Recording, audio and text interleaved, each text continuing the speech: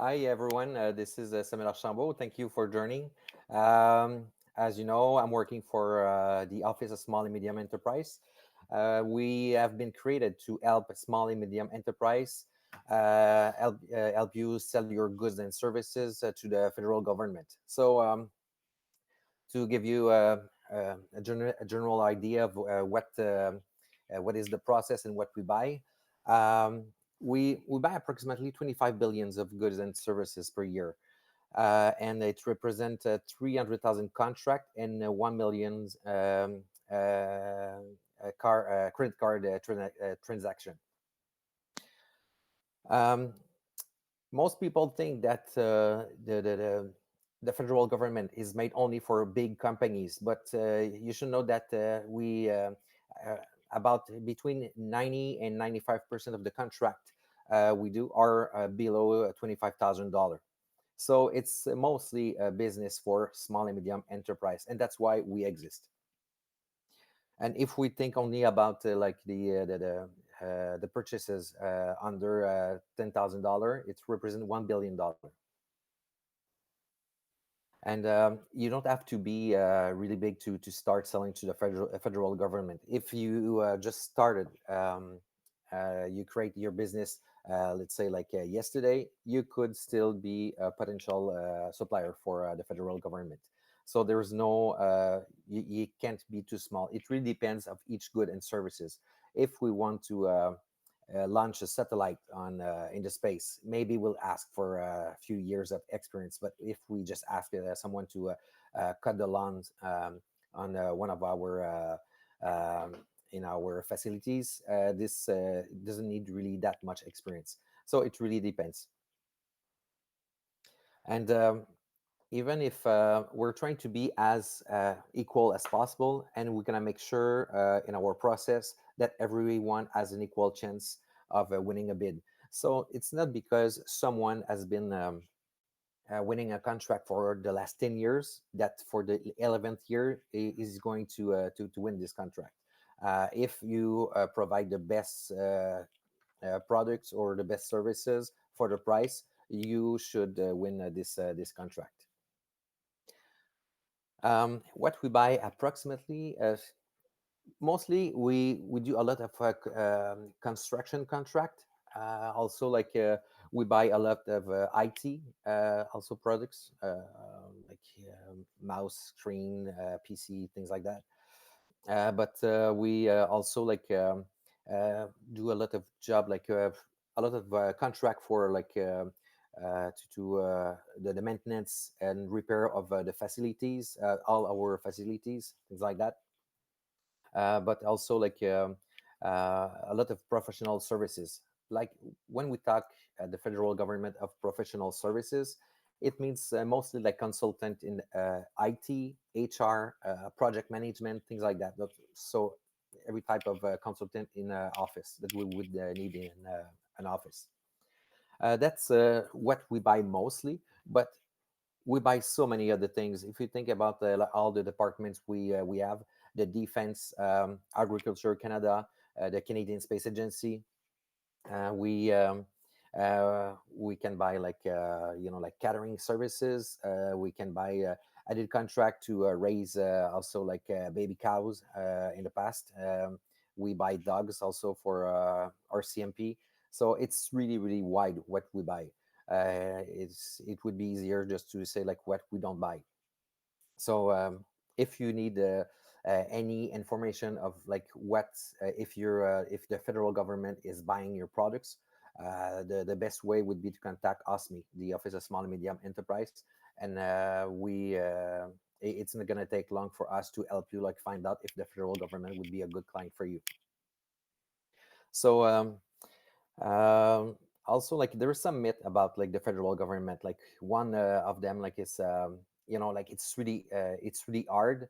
As I said earlier, even if you're a small enterprise, it's not uh, you have equal chance of big business. It depends of the all difficult or the complexity of the good. But for all I said, like 90% of the contract are below $25,000. those type of contract are really simple. And also, um, there a lot of people are saying like, I know it's really important for the businesses. Many years ago, like it could be true that it could take times for you to get paid, for the industry to get paid, but right now we're looking at maximum 30 days, like in general, and we're trying to find a new solution to pay suppliers in 15 days. So there's a lot of advantage selling to the federal government. So that's uh, I would say like one last thing, like there is some tenders that can are public and some others that are not. If there is a commercial agreement, so mostly like really like it's everything like all the goods over $25,000 and all the services and construction over $100,000. You will see them on our main website. It's buy and sell .gc.ca. So you'll have on this website pretty much all the information about the procurement. You'll have if you want to register as a business to sell your products, if you want to see like all the tenders, you like to also attend one of our webinars, things like that. All the information is on this website. So most of the, like I said, like the goods over $25,000 are mostly all of them like on this website, and all the services and construction contract will appear. But below that, you'll need to do like you do in the private industry. Just try to see like which department would need your good or services, and contact them directly. There is a phone book for a federal government.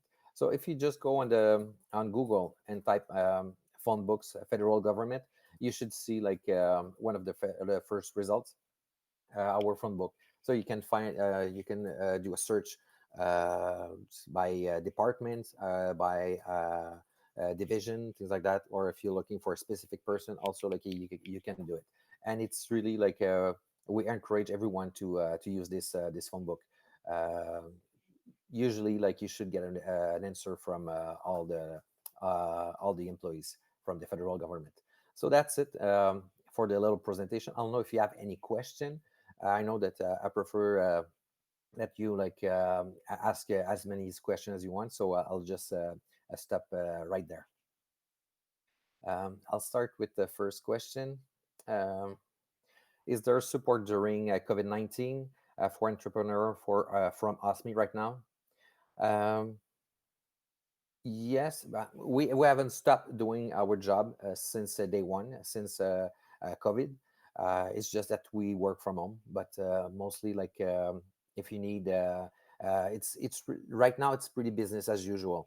Um, in the beginning, we were mostly looking like we help like a team to find suppliers that could provide the PPE, but right now like it's pretty done, and it's pretty at the moment it's under control.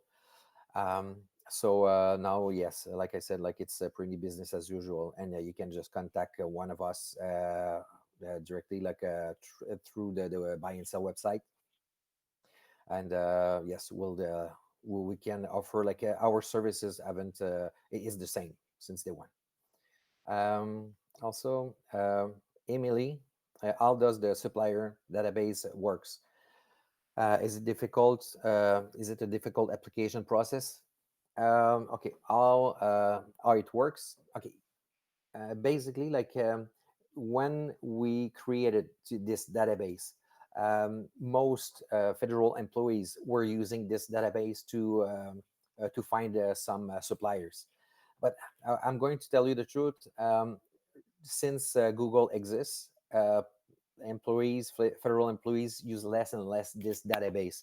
So this database is mostly to be able to sell to our department. So I work for Public Service and Procurement Canada, and our department. And I think that there is also like another one. I've heard that correctional center also like using this database, but you cannot sell to our department if you're not registered. But all the other department, you could sell directly. specifically below $25,000. You don't absolutely need it, but it's so easy to register. I would say like 20, 25 minutes, and you'll have your PBN number. It's a procurement business number. So that's the main thing that we will ask you if you want to sell to our department. And I strongly recommend you to register, because our department help a lot of other departments. So if we issue a contract for another department, for Transport Canada, for example, you will need to be in this database.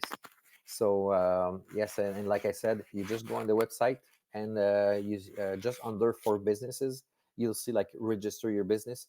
Just click on it and follow the instruction. And I would say that the main problem to register is to find the exact legal name of your company, because sometimes like a dot or a space that is missing, something like that, the system won't recognize it. So that's why, like, but if you know exactly like your legal name as per the Canadian Revenue Agency, like as in their system, you won't have any problem. um, can I have a list?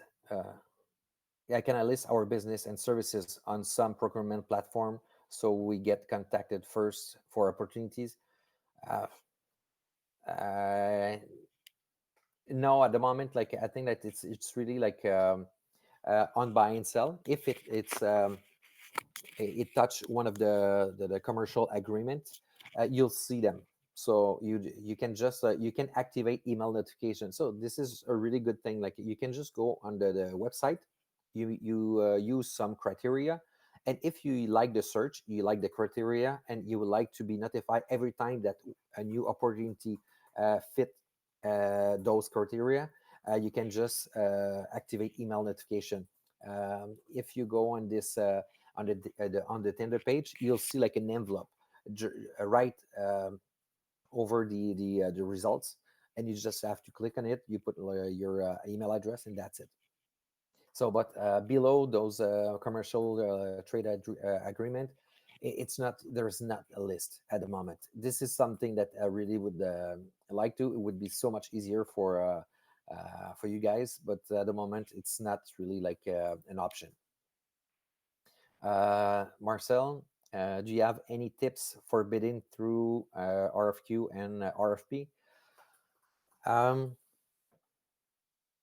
I would say like the best, because in the private, I use in my whole life, like I was in the private industry, and I think that like sometimes like the companies will try to promote their business, show that they are the best company for this type of for specific products or services. But in the federal government, we will evaluate exactly as per the criteria.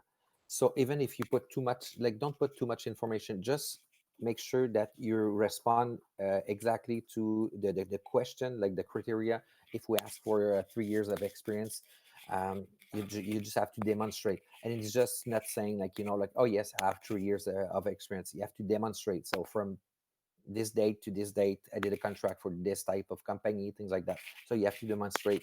So it's really like it's almost if it would be a computer that it would just like like artificial intelligence that would just recognize, okay, does this company as fit the criteria, yes or no, and it's that's it.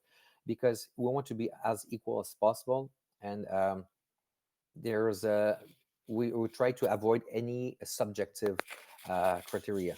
So even if you have the best reputation, it's not gonna matter unless we can find a criteria that will get this like but it's really hard to evaluate something really subjective. So just answer it directly, like the question as good as well as possible. All the other thing won't matter during the evaluation. Can we get together with another company to submit a joint proposal? Yes, of course. Yes, this is something that in construction, sometimes like people are doing this, and yes, and also like R&D, it happens. But yes, you can. Vivienne, do you think government buying will go down because of COVID-19? Really, I have no idea. I'm not. I I don't think so. No, really, like this is something like on the top of my head. I couldn't say. I don't think so. Are evaluation criteria other than those identified in the specification used? Just okay. Are evaluation criteria other than those identified in the specification used? If it's not written in the RFP, we're not going to evaluate. It's because we want to what you see, like it's a good thing for you because you'll know exactly how we will evaluate your proposal. We won't use any other criteria. It's really going to be only like based on those criteria. Yes, there we will not invent after like the RFP is closed other criteria. It's not the way it works. What's the difference between a request for proposal and a request for a standing offer? A request for proposal, we're looking for a solution. So let's say like a good example in IT, for example. Okay, I have this problem in my office. I'm looking for a solution. I don't know how to get there, but I know what the result will be. So in this case, we will ask for a request for proposal. There is many solution, but one will fit best to what we're looking for. That's uh, that's mostly like a request for proposal. A request for a standing offer, it's more like if it's a repeat business, like if for example, okay, we have a big facility, and we there's always like a need for a plumber. Instead of always sending like a small request for a proposal to one to many a plumber, for example, we'll say, okay, like we know that in the last 3 years we have been spending like $200,000 a year for plumbers. So we would like to create an agreement with someone that for the next 2 or 3 years, for example, we will use his services, and we know already know like what will be because we send a request for standing offer, and this guy like the supplier will say, okay, for if the business is approximately 200,000 a year, and for the next 3 years, I agree to give you a rate of 60 to 70 dollar per hour for this business. So everything is pretty much uh, it's pretty much fixed in the contract. The only thing we don't know is that okay, when it's going to be and what is the quantity.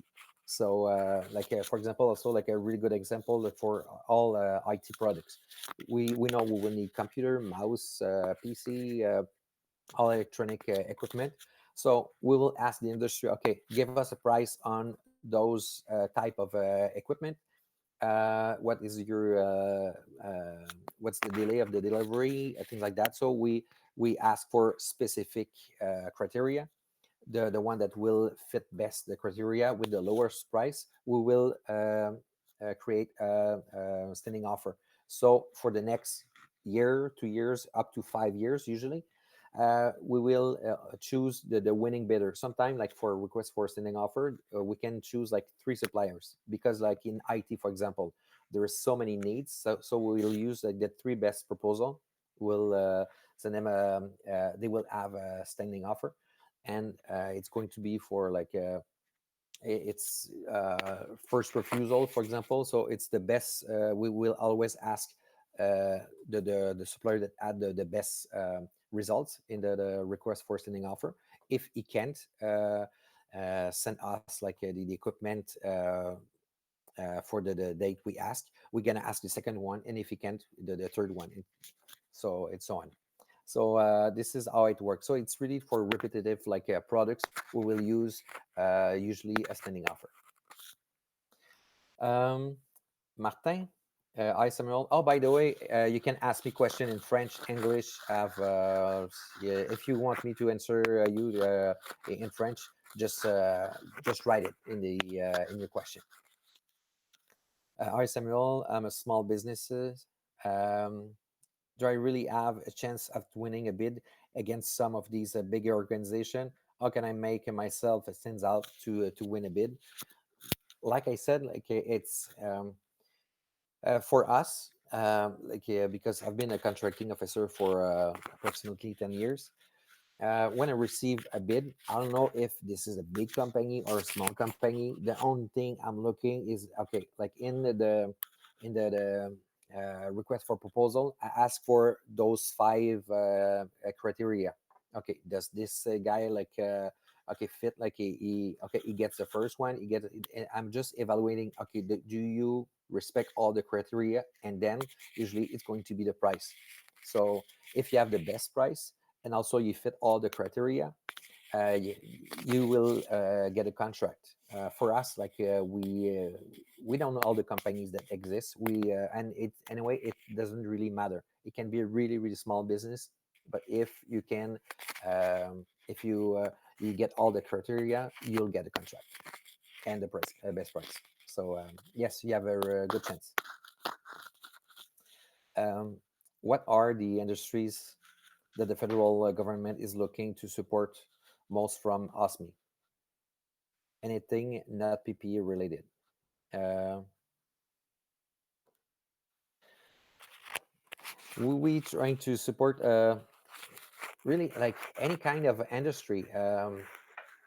It's like I said, we buy a wide range of products and services, but I would say that it's sometimes like some of our clients, because other departments sometimes contact us and tell us, okay, like Samuel, we cannot find enough suppliers for this type of products or services. Can you help us? So in this case, we will just use all the many organization across Quebec.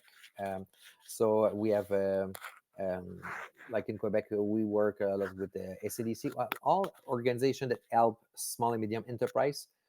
But there is so many info entrepreneur also. We use in each city, we know that there is an organization that is really well known to help small and medium enterprise. We'll send them the request for proposal and say, okay, can you help us because we need new suppliers, things like that. But it changed constantly. I know that construction is always something that we use a lot, but also like a consultant and for specific goods or for specific needs. But yes, so yeah, the best way I think that sometimes we offer we offer different type of services. I would suggest you to follow one of our condensed webinars. It's 3 hours, but you'll have like a really good overview of everything, like all the process. And then if you need a bit more information, or you would like me for example to help you, okay, find out if the federal government is buying your products, and if yes, what is the process. Like we offer a lot of one-on-one. Today also we have we will offer also some 15 minutes with you, so you can just register if you want to, or if not, like if you're not available, you can always send us an email and ask us for a one-on-one meeting, and it's going to be a pleasure to help you out with this. So yes, it's I'm just a second, I'm just gonna ask, see, okay. Just a question. We have it's supposed to finish at 9:25, I think. So okay, we have 2 minutes left. If you have no other question, okay, just one last question I'm going to answer, and then we're gonna end it. But like I said, I think that I have some space left today for a one-on-one meeting. So feel free to just contact the CXC, the growth, organizer, and they will help you. So, okay, where can I go to look for opportunities to sell my services to the government of Canada? Like I said, um, if it touched one of the commercial agreements, it's on buy and sell. Below this like below $25,000 for a good and $100,000 for services in construction. It's it's pretty hard. You're gonna have to contact directly each department. So that's pretty much it for this presentation. I hope you liked it. Like I said, like today, if you need, if you want to have a one-on-one meeting in French or English, just register. I'll be there until 1 p.m. So thank you, everyone.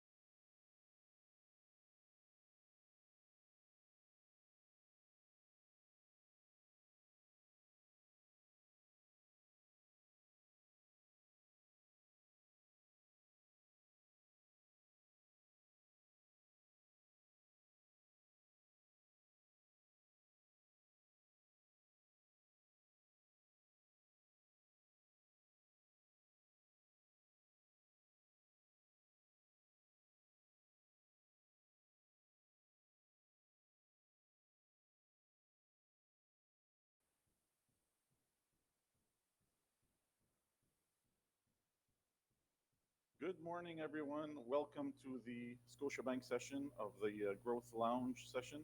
Hope everyone is enjoying the event so far, whether you're attending the main stage or the Growth Lounge stage. My name is Paul Yanaris, coming to you live from the lobby of La Tour Scotia in downtown Montreal. Bonjour à tous. We're going to spend the next little while together, see how we can help you at Scotiabank. It'll get you to know a little bit about Scotiabank and definitely take your questions. So you can start submitting those right away. Si vous avez des questions et vous aimeriez les poser en français, s'il vous plaît, n'hésitez pas. So I'll just talk a little bit about Scotiabank to begin with. For those of you who aren't too familiar with Scotiabank, Scotiabank is a leading bank in the Americas. Scotiabank is Canada's most international bank, and we are guided by our purpose, and our purpose is for every future. What does that mean? That means that we help our customers, whether they're individuals, whether they're businesses, we help their families and the communities that they're in. We want to help them achieve success for the long term through our full suite of personal and business financial solutions via advice and industry leading products, and with an excellent customer experience along the way. We have over 10 million customers across the globe, and that includes retail customers, small business customers, and commercial customers. Obviously, the last 6 months have affected the industry significantly with the impacts of COVID 19, and our bank has fully acknowledged that. We moved very quick from the first days when the pandemic hit, and amid the uncertainty, our priority was the health and safety of our staff and our customers. We knew our role was a key supporting factor for the people and communities that we serve, and it would become even more important as the weeks and months went by. We understood the essential nature of our business, and for that reason, we kept 97% of our branches open across the country, and we are very proud of that fact. We know that staying connected to your financial institution as a key partner to your business oftentimes is the difference between surviving and thriving, and that's exactly what Scotiabank wants to do. We don't want you to just survive in the pandemic and post COVID 19, but we do want you to thrive. And with our guiding purpose, like I mentioned, being for every purpose, we are here to help you get through the effects of COVID 19 in this new world that we live in. So, with regards to a bit more locally here in Quebec, I am like I mentioned, I'm at the center of Montreal right now.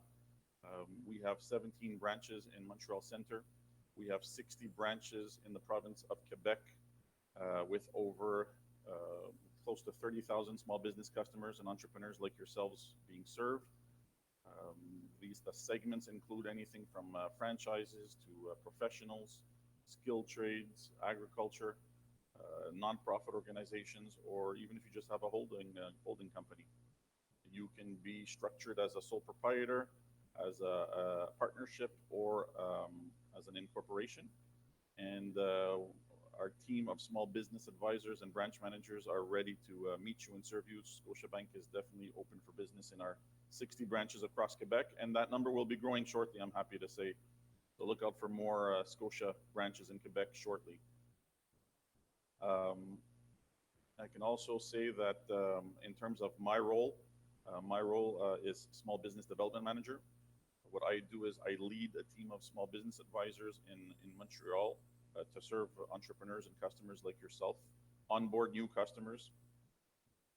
We have three districts in the greater Quebec area, and seven districts if you include the greater region, which is Quebec and Eastern Ontario.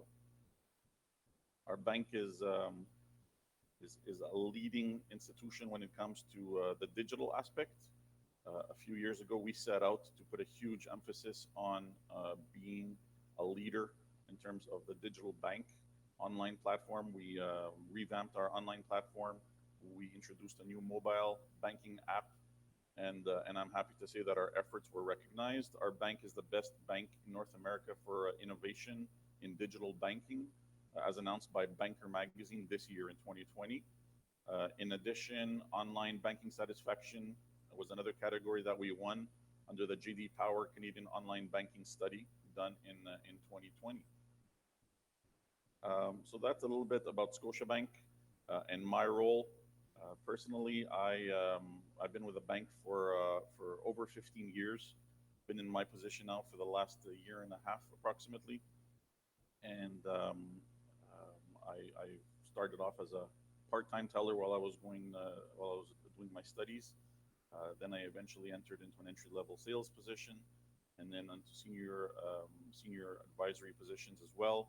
Entered eventually into management, managed different levels of branches in the Greater Montreal area. And like I said, I've been in this role for the last 18 months. Scotiabank has been a fantastic employer, and I could not be more happy and proud to work for Scotiabank. We can start by taking some questions now. So feel free to submit them if you haven't, like I said, in either of the two languages.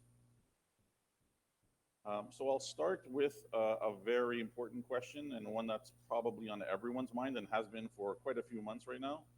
And that question is, what support does Scotiabank offer to its customers affected by COVID-19? Thank you for that question, Alexander. A very relevant question, definitely, in this new time that we live in. So in terms of relief measures that Scotiabank has offered its customers, there's quite a few things. There's relief measures on the personal side. There's relief measures on the business side. There's relief measures offered by the bank directly. There's relief measures of the government offered via the bank. So in terms of for individuals, right away as soon as things got critical during COVID, our bank was one of the first ones to offer deferrals to our mortgage customers on their payments, principal and interest and taxes for up to 6 months if needed. Same thing for credit cards and line of credit minimum payments. We offered them up to 3 months deferral for the minimum payments on those products. And at the same time, we did reduce the interest rate on outstanding balances on credit cards from $19.99 to $10.99 if balances were carried in order to help those individuals. On the business side, similarly, we offered businesses, entrepreneurs, term loan who had term loans. We offered them the possibility to defer the interest portion of their payment for up to 4 months. Yeah, same thing for credit cards, up to 4 months for the minimum payment. We got creative to help our customers when the need was there.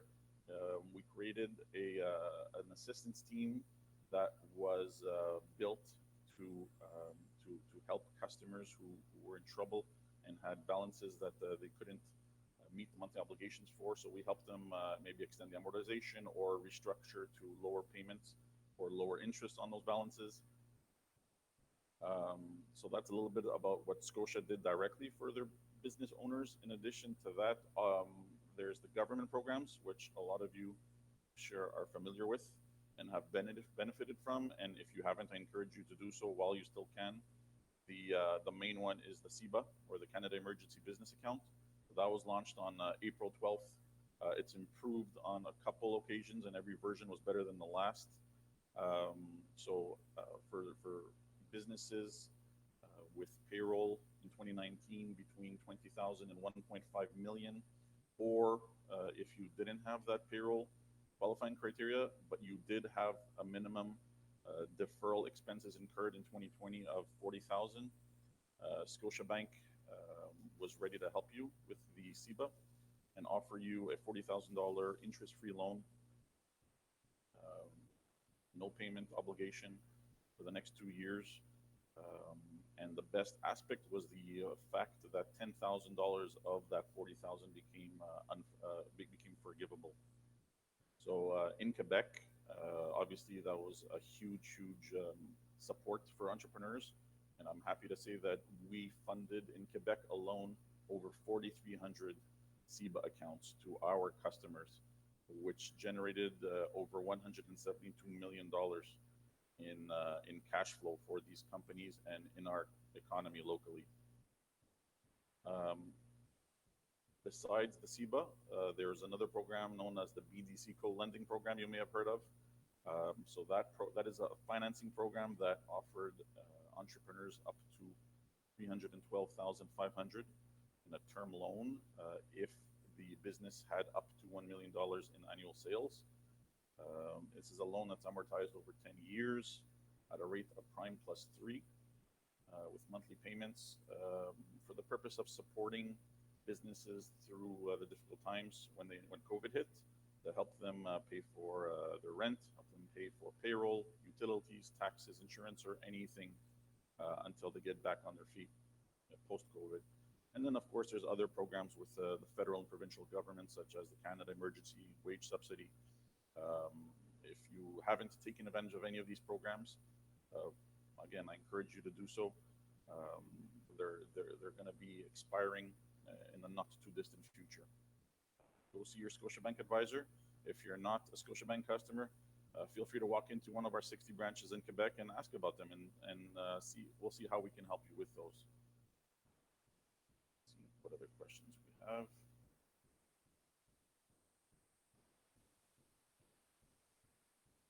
So, what differentiates Scotiabank's small business services from other banks? Great question. A few things. I started talking about loans, so I'll continue a little bit with the loan aspect. So Scotiabank offers the Canada Small Business Financing Act to qualifying customers. So this is for existing businesses who have been established more than 2 years and who are looking to expand their operations, are looking to improve their business, either via leasehold improvements or the purchase of equipment that needs some financing, or purchase of real estate. Could be just about anything. And we can offer up to 90% loan to value financing for these purposes at a rate of prime plus 3%, which right now is 5.45. It's up to 350,000 in terms of an amount available for the purpose of leasehold improvements or equipment financing, and up to $1 million if it's for the use of other property. So that's just a small snapshot of that program. So that's for established businesses. In terms of new businesses, new entrepreneurs, we have something called the Running Start program, where we offer $25,000 to businesses who have been open for less than 2 years and are looking to get a kickstart with their business activity. We're happy to help them with that. $25,000 loan in terms of in the form of revolving credit, can be taken in the form of a line of credit, credit card, overdraft protection, obviously. Account package comes with that. So again, whether you're new or an existing Scotiabank customer, go ask about these programs. we'll be more than happy to help you. But you know what? There's more that differentiates us from other banks besides these lending solutions. And one program that I would like to speak about is a program that Scotiabank was very proud to launch in 2018, and it's the Scotia Women's Initiative. The Scotia Women's Initiative helps advance women-led businesses through three pillars. One of them is education, one of them is mentorship, and the third one is access to capital. So again, this is a program for women-led businesses, either new customers who are looking to get onboarded with Scotiabank or existing Scotiabank customers. Scotiabank finds this very important because we acknowledge that we know that most women will not apply for a loan with their bank simply because of the fear of being refused. Most venture capitalists will not invest in women-led businesses, and Scotiabank wants to be the go-to bank for women-led businesses going forward. So that's another program that we're very proud of, and we were the first bank to launch this type of program back in 2018. Speaking of diversity, speaking of inclusion, another program that our banking is working on. You may have heard 2 weeks ago, our Prime Minister Justin Trudeau announced the launch of the Black Entrepreneurship Program. So still preliminary in its early stages, but nonetheless, very important program. The government of Canada announced an investment of over $93 million over the next 4 years to launch this program. And in partnership with the government and financial institutions in Canada, it will bring the total to over $220 million. And once again, Scotiabank was one of the loudest voices at that table when this program was created between the government and the main banks in Canada. So one component of this program is, again, loan financing. So amounts anywhere between $25,000 and $250,000 will be made available to Black entrepreneurs when this program is launched. Some components, again, similar to the Women's Initiative, access to capital, mentorship, services, etc. So keep an eye out for more information, and definitely, again, go ask your local Scotiabank. That's just some of the things that we do different at Scotiabank. You know, I mentioned our relief measures for COVID-19. This is a session for entrepreneurs. I wanted to mention also that Scotiabank was the top ranked bank by business owners like yourselves during the COVID-19 crisis for our response to everything that took place. And this was a study that was done by the Bond Canadian Impact Study. Okay, so these are things that we are very proud about, and we speak about. And again, like I mentioned at the beginning, we had 97% of our branches across the country open, which means that we were open for business, and we still are. So do not hesitate to come see us. Look at another question here.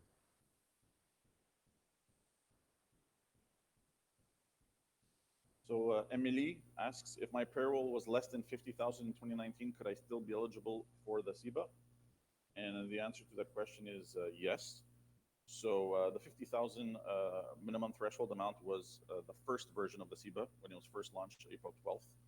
But like I said, there were a couple of improvements made along the way. So that 50,000 minimum threshold was reduced to 20,000. Okay, so if Emily, you're between 20,000 and 50,000 in terms of payroll for 2019, you can definitely qualify for the CIBA. That's the first and most important qualifying criteria. But even for business owners who did not have payroll in 2019 or had less than the 20,000 minimum threshold, as long as you had non-deferrable expenses of 40,000 paid in 2020 or anticipated to be paid in 2020, then you also qualify for CIBA, as long as your business is up and running as of March 1st of this year. Come see us at Scotiabank. We'll be happy to speak more in detail about the advantages of the CIBA.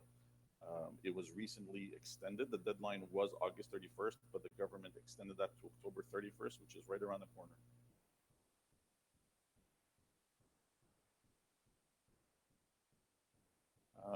Another question: where do you recommend I invest my surplus cash? Excellent question.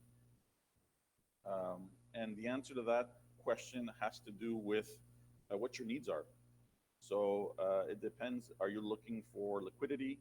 Do you have any short-term, medium-term, long-term plans or goals for these funds? And we'll offer you a solution based on those goals. One thing that we strongly believe at Scotiabank is putting the right banker in front of the right customer. So we'll do an initial assessment of your needs, and if we have the right offering for you in the branch, it could be a GIC, it could be a high interest savings account, it could be mutual funds. We'll be more than happy to offer that solution to you, tailored to your needs. I mentioned high interest savings account. This will be a good time to mention at Scotiabank, we are presently in the middle of a very, very interesting promotion on our flagship savings account, which is the right size savings account. We're currently offering an extra 30 basis points on the posted rate on that account um, for 6 month period. And this is going to be available from now until the end of next month, until October 31st. So if you do have surplus cash, Emily or anybody else, feel free to come meet us at Scotiabank, and we'll speak more in detail about that account and that promotion. And if you have longer term objective, and one of those solutions don't necessarily meet your needs, we have partners that will be more than willing to introduce you to. So we at Scotiabank have a wide array of wealth management solutions and partners. This includes private investment counsel services. This includes Scotia McLeod Wealth Advisor services. Scotiabank also is very proud to have MD as a partner, MD Financial Management for physicians. We're also very close to Jarislowsky Fraser. So for those of you who don't know, that's a local investment firm, several billion assets under management. So we have lots of options, a wide array of solutions based on your needs as far as investing your surplus cash goes. Another question here.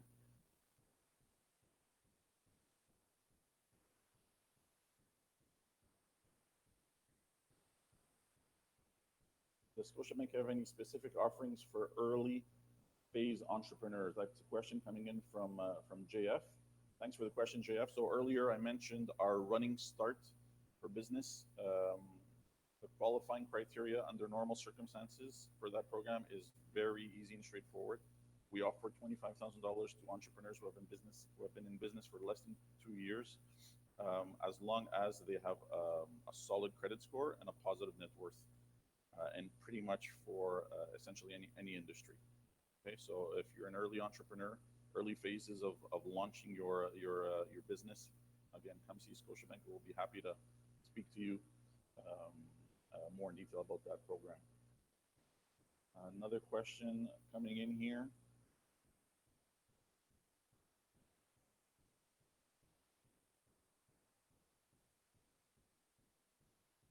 See a question about credit cards. So yeah, Scotiabank does have several credit cards. I'll speak very briefly about two. The first one is the Passport Visa Infinite for Business credit card. So it offers 1.5 Scotia Reward points for every $1 spent by the business. You could redeem these points for travel, merchandise. Another very important added feature of that card is 0% 0% on foreign exchange transaction fees. Most cards have 2%, 2.5% on foreign exchange added as a premium cost when foreign exchange transactions take place. So that is not applicable on this card. And of course, there's a comprehensive insurance package for travel that comes with it. There's VIP lounge access. It's really an industry-leading credit card. And the second one is the Momentum for Business Visa card. So that one offers 3% cash back on eligible purchases at restaurants, gas, and office supplies for your business, and 1% on everything else. And in addition to that, an interesting feature is a 25-day grace period on the payment for that card, which is more than the 21-day grace period most credit cards in the industry offer, and similar to the Passport Infinite card. it has a comprehensive travel insurance package. So um, if you like more information about those cards, feel free to visit scotiabank.com or see your Scotiabank advisor. That's all the time we had for today. Thanks for joining us. Thank you for the great questions. And thank you to Startup Canada for organizing the Canadian Export Challenge in this new virtual setting. And if you're already a Scotiabank customer, thank you for your loyalty. And if you're not, come in and see us. We're open for business. Enjoy the rest of the program, everybody.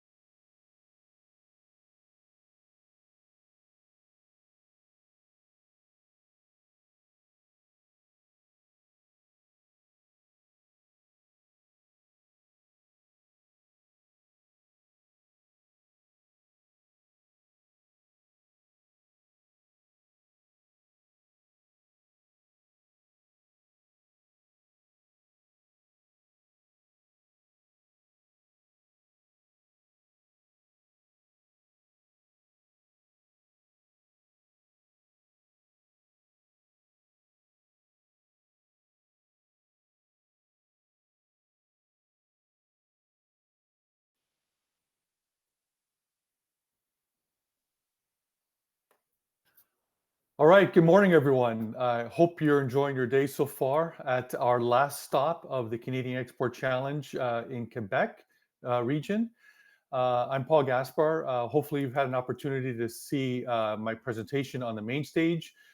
This opportunity now here is for me to answer any questions they might have, and I can see some popping up on my screen already. So get those questions in. I'll try to get to as many as I can, and hopefully answer all of the inquiries you might have on the logistics side. Also, hopefully you're enjoying your day, and those of you that are pitching, good luck. And I'm looking forward to judging the finals later this morning as well too, for us to crown our regional Quebec winners that will move on to the finals in October, and a chance to win over the $100,000. So again, very exciting. The first question I want to answer, and this question has been coming up across the country, as we can imagine. It has to do obviously with the pandemic that we're dealing with globally and how COVID-19 is impacting logistics and shipping in general. And I've been asked that questions on both sides, both from how are companies like UPS managing that, and is it impacting our business? And then what is it doing to behavior and consumers in general?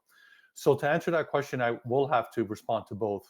Now, the good news from a logistics perspective is that I can at least speak on behalf of UPS. We are back to normal here in Canada. So yes, initially when there was a lockdown and there was a lot of changes and shift in people's behavior, and I'll discuss that in a second, there was obviously challenges for us to adapt and shift. And that caused us to obviously have a little bit of a backlog. Part of that also was because of customers changing their behaviors as far as sourcing their goods and getting and customers buying more online, a big boost on the e-commerce side of it. But the great news is we've been able to adapt, and for the most part, we're back to normal here in Canada and around the world. Now, as the pandemic continues to evolve in parts of the world, like Europe starts falling again into perhaps a second wave of shutdowns, there could be pockets where there could be some challenges.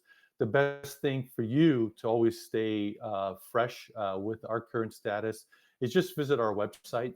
You'll notice that there'll be a banner that gives you an opportunity to click, get the latest updates on us with regards to COVID-19 and how we're operating around the world. The other side is the customer side of it. So both businesses and customers dealing with the pandemic, there was a huge shift to e-commerce with people obviously being pushed home. And that made businesses have to scramble if they weren't already having a very good presence online.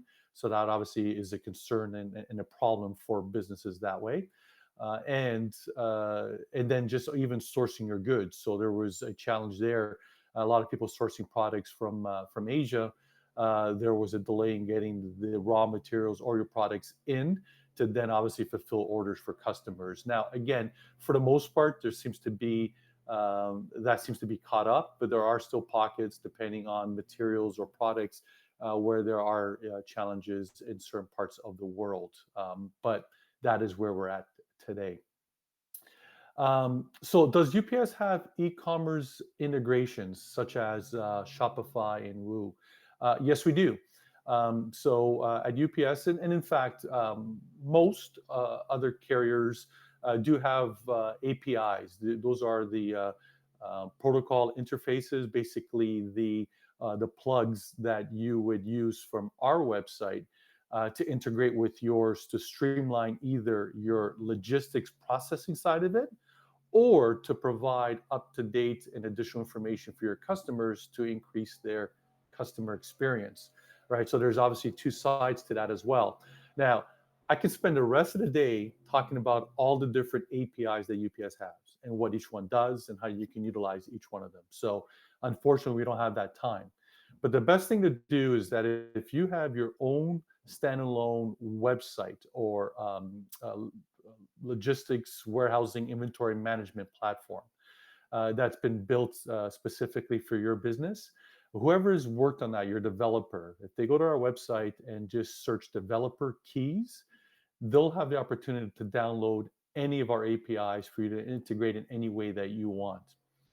A couple of examples I want to share with you so you see at least a flavor of what they can do. One would be sort of your ship API.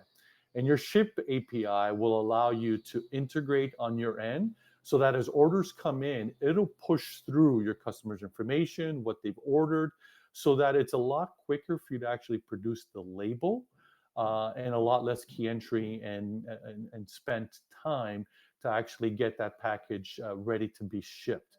So that's one specific API that you can actually integrate if you want. I also talked about on the customer's experience side. So from that perspective, you've got, for example, a tracking API that you can integrate. And by integrating that on your website is when a customer orders a product and you ship it, and you've got the tracking number for that package, you can share that with the customers. And a lot of people, if they don't have that integration, what happens is when the customer goes and clicks the link to track that package, it comes to our website. And we'll take care of your customer. We'll make sure we give them all the information so they know exactly where their package is along the journey until it gets to their destination. But it's your customer. Why send them to our website? With the integration, you can have that link come right back to your website. You'll be able to pull through the same information we would share with them, but now it's on your website. And the great thing about this is that on the left side of your screen, you can provide all the track information they want. And on the right side of your screen, you can actually sell to them. Tell them, hey, thanks for your order. Enjoy 20% off on your next order. Or, what you ordered now comes in a different color or different size. Refer a friend. Different ways of selling to someone that's already bought from you, which is your best opportunities there. So a lot of ways to do that on your own site. But people are also asking with integrations with other parties like Shopify. All of the well-known larger ones that are out there, Shippo, Shopify, ShipStation, the list goes on and on. You can definitely integrate those as well.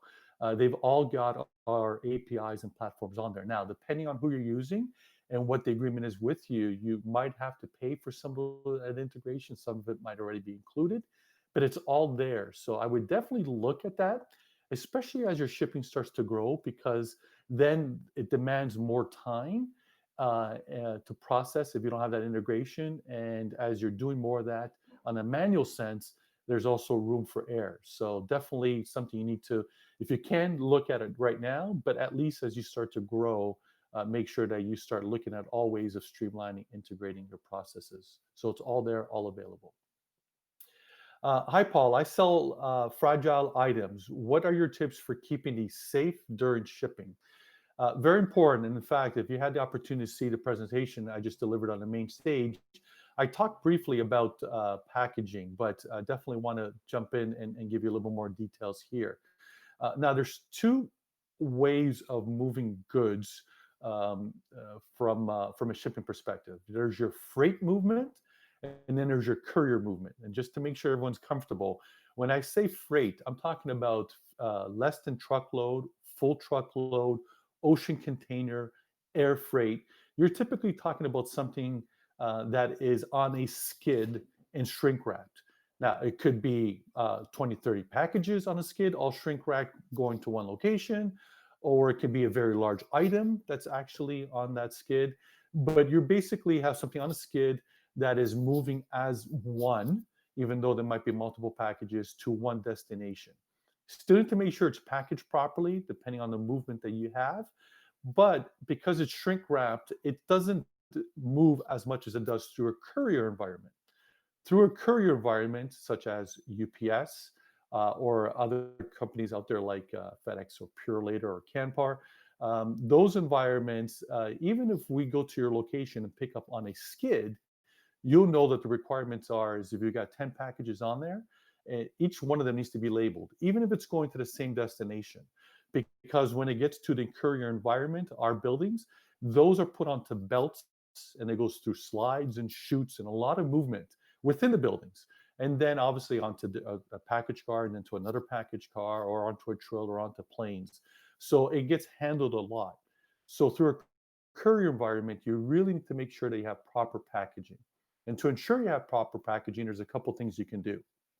So one of the things that you can do is ensure that you go to our website and see all the packaging guidelines. So search packaging guidelines. It'll tell you everything you need to do. The type of cushioning inside that you should have to make sure that it's not up against the edges of the box. Use new boxes, not used boxes, so that they're stronger, more rigid. Make sure that you don't you have some spacing within so that your item is not right up against the outside of the container. But at the same time, make sure that it doesn't move around, that it's got enough cushioning so that it stays within the box and it doesn't shift within the box as well too.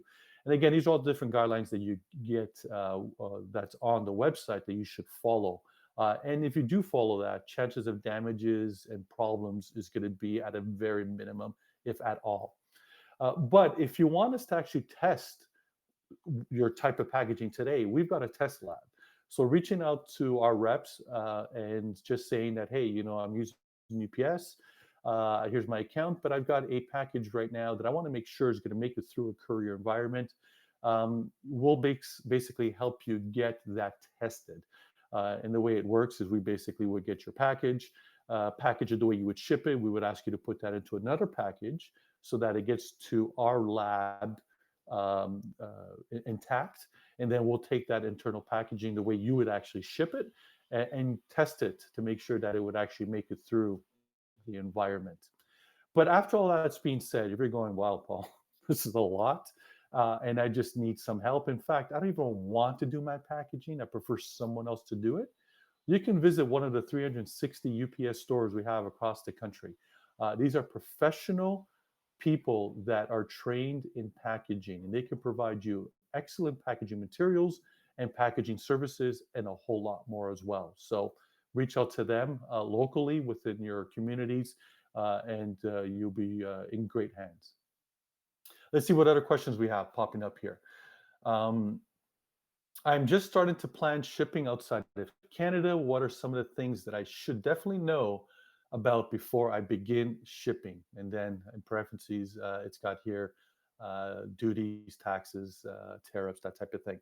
Yeah, so when you're exporting, some of the key things you need to understand that's different from shipping within Canada is definitely paperwork, customs paperwork.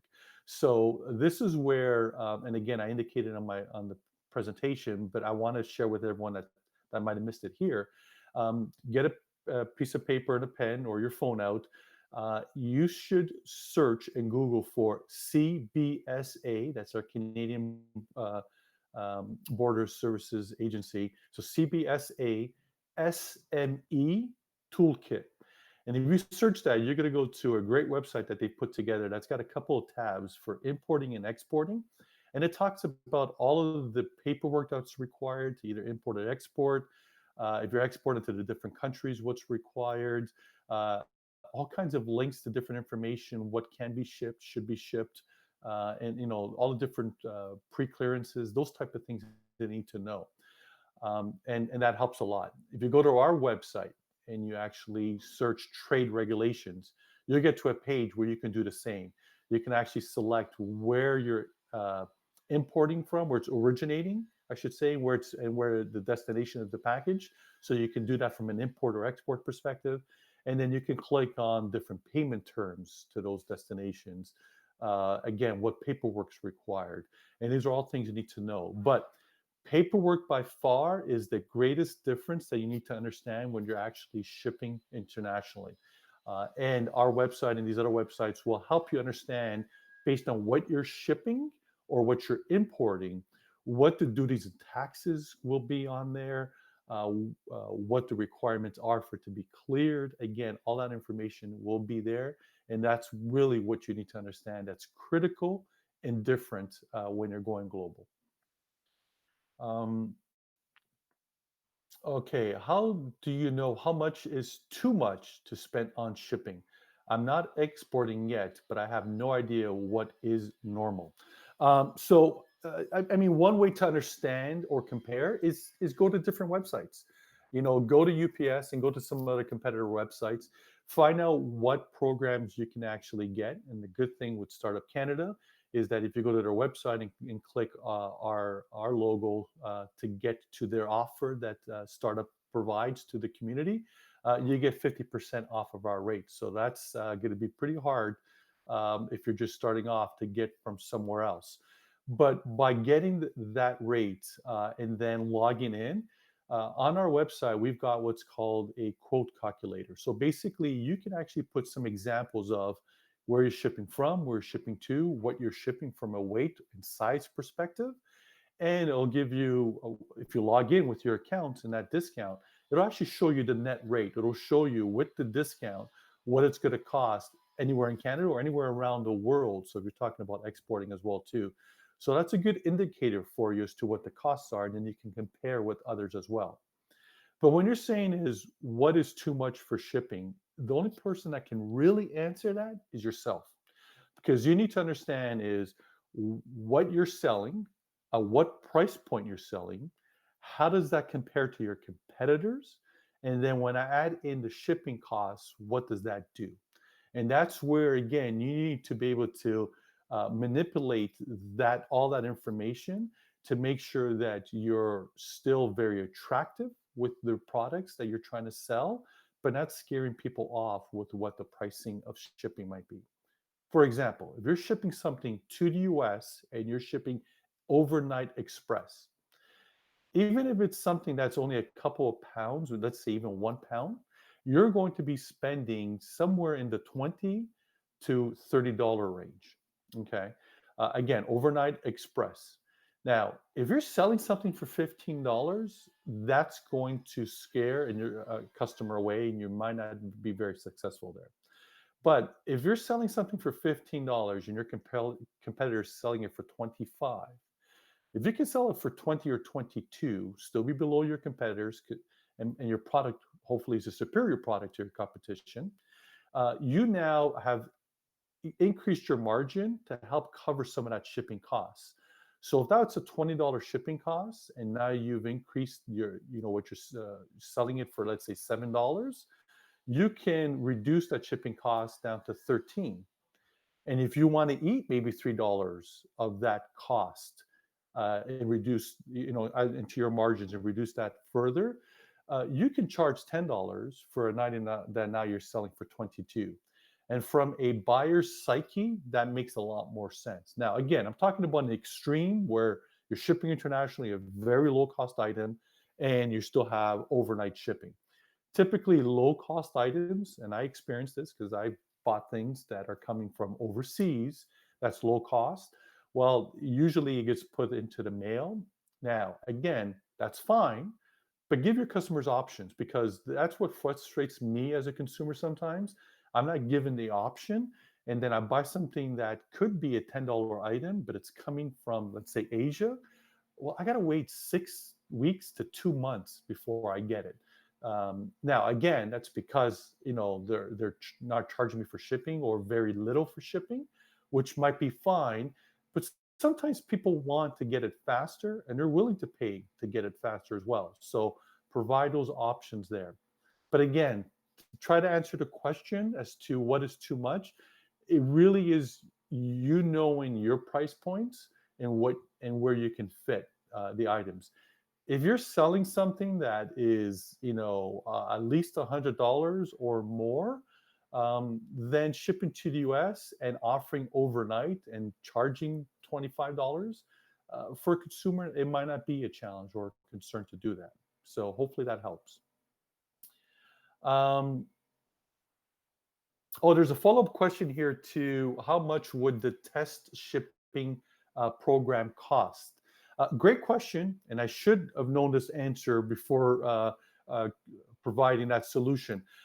I think for customers, so if you're shipping with UPS already today, I believe there is no cost for us to test a package for you. I believe that's the case, but please do not hold me to that. The best way to know for sure is to just contact us and just say that you're interested in that, and then and someone that can confirm. But again, I don't think there's cost unless, of course, you're saying, hey, I want to ship you 15 different types of samples of packaging that I've done to test 15 different. If you start asking for a lot of that, there could be a fee associated with that, but I don't ever recall hearing a cost. So again, I apologize that I don't know for sure, but the best way is just to call us in. If I find out the details after this, if there's a way for us to communicate on some follow-up Q&A, then I'll make sure that's answered there as well. I'm just seeing what other questions that are coming through here. Hi, Paul. I have a small jewelry business and mostly send very small packages, and the timing and quantity varies a lot.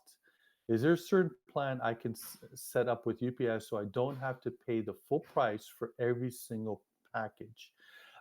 Yes. So the again, the challenge here is that if you're shipping jewelry, depending on the type of jewelry, if it's low cost items, your best bet, if the customers are fine, is to use what we call our ground service, our standard service, because that's the lowest cost one. Now, again, I'm not too sure if you already have a discount with us, but if you don't, through startup, you get that 50% off. And I'll give everyone here a tip as well too. Even if you're doing that and you're just starting off, I would encourage that you continue to stay in contact with the rep that gets assigned to you, and keep asking if there's anything more that we can provide. Because as you start growing and your densities of volume with us increase, there's always a little bit more we can do from a pricing perspective and a little bit more we can do with solutions and other things that we can offer you as well. So we try to stay proactive with all our customers and letting you know that before you're asking us. But it doesn't encourage, I wouldn't encourage you to, reach out for us and say, hey, my shipping's been growing for a while, and is there anything more you can do for me as well? But again, to get back to the question, shipping very small packages, anything you can do within Canada. Again, the challenge there is to you ship with the ground rate. Try to encourage people online to spend more and buy more, because again, if you're shipping a piece of jewelry that probably doesn't even weigh a pound to a person and it's going to cost X, the chances are, if you can encourage them to buy earrings, for example, and I'm not sure what type of jewelry, but let's say it's a necklace, and get them to buy earrings or a bracelet with it as well too. If you can entice them to do that, they're spending more with you. It's still going to the same destination. You could put into the same package, but it's probably still going to only weigh a pound or less. So your shipping hasn't even changed the cost, but now you've encouraged people to buy more by maybe encourage them that if they spend up to a certain amount, it's free shipping, or it's less cost to shipping as well too, right? So that you can have them pay for a portion of it, or discounted from them because they're spending more money for you as well. If you're shipping internationally, for example, into the US or even worldwide, we have into the US Trade Direct, and internationally we have Worldwide Economy. These are services that allow you to consolidate orders. So again, I mentioned earlier that sometimes I buy something from Asia, but I got to wait like a month or 2 months before I get it. That's because they're consolidating those so that it is a shipment going from Asia to Canada. And then once it gets to Canada and gets cleared, then it's broken down and then moves within the Canadian network. We provide those solutions as well. But again, you need to have a little bit of mass, right, for it to make any sense for you. So, for example, you ship it to the UK, and if you have, 15, 20 orders a month, it might then make sense to do that, to try to consolidate as one shipment going across. And again, if you go online, it'll explain a lot more of how that works, if that makes sense for you. So again, worldwide economy service is what I'm talking about, going globally. And into the US, we also have what's called cross-border trade direct. Okay, just seeing what other questions we might have here. Should I include the shipping costs in the price of my product or add it in after? Um, Again, this is where you need to understand what your competition is doing and what you can do on your end as well too, to see what price point might make more sense for you. If you can include at least a ground service cost in your shipping, try to do that, because then you're competing with the big boys that offer free shipping, which we all know doesn't exist. Someone's paying for it. So try to do that. But then offer all of the faster services at a charge to the customer. And this way they have options for you. Yep. Okay, great. That's all the time I have. I just want to again hope everyone had a great time so far throughout the day. Thanks again for all the questions coming through. Good luck for everyone that's pitching. Looking forward to seeing those pitches later today as we crown our regional winner. Thanks. Have a great day, everyone.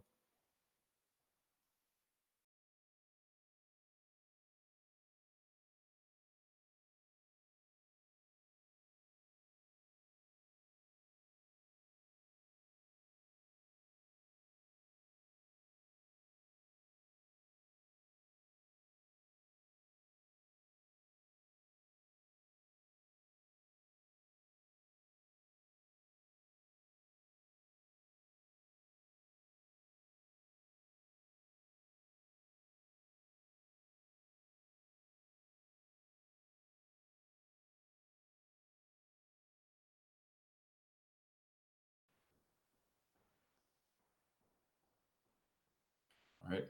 Hi, everyone. My name is Jonathan Jodoin. I'm the Director of Issuing Account Management at MasterCard Canada. And today I'm joining you for MasterCard's Growth Lounge. Issuing account management for us is basically managing the business relationship we have with financial institutions who offer credit cards to consumers or small businesses or in the commercial space. And MasterCard is, a global technology company present in over 210 countries around the globe. And we are offering, connectivity in regards to payments. So I do have some questions already set aside, so thanks for that. Just from my background perspective, I've been in payments in more than 8 years, and previously, previous to joining MasterCard, I was actually supporting small businesses in the Quebec province to set themselves up in terms of card payments. So lots of experience in that background as well. Been at MasterCard for almost a year and a half now. Great company to work for, and I look forward to today's session to discuss some topics that are relevant, for startups. So the first question I received is, what offers does MasterCard have for Canadian entrepreneurs? So generally speaking, MasterCard is a B2B company. We service our partners who support, consumers and businesses, but definitely, during the COVID crisis, one area we are, highly focused on is supporting the small businesses across Canada. So one offer we do have in market right now is to, leverage one of our acquired companies called Risk Recon, who, helps companies kind of assess their third-party risks. So that's an offer that's in market until the end of the year. Definitely Canadian entrepreneurs could leverage that to assess their risk at this point in time. And I did receive another question from Yvan. Does MasterCard provide any grants for startups? My understanding is that we don't necessarily have any grants for startups. That being said, we do have, a foundation, and it's really separated for MasterCard as a business, just so that they have their own way. So maybe they support startups there, but generally speaking, I don't think we have some grants. Emil asked, I think a very good question, and that's top of mind for a lot of the clients I deal with.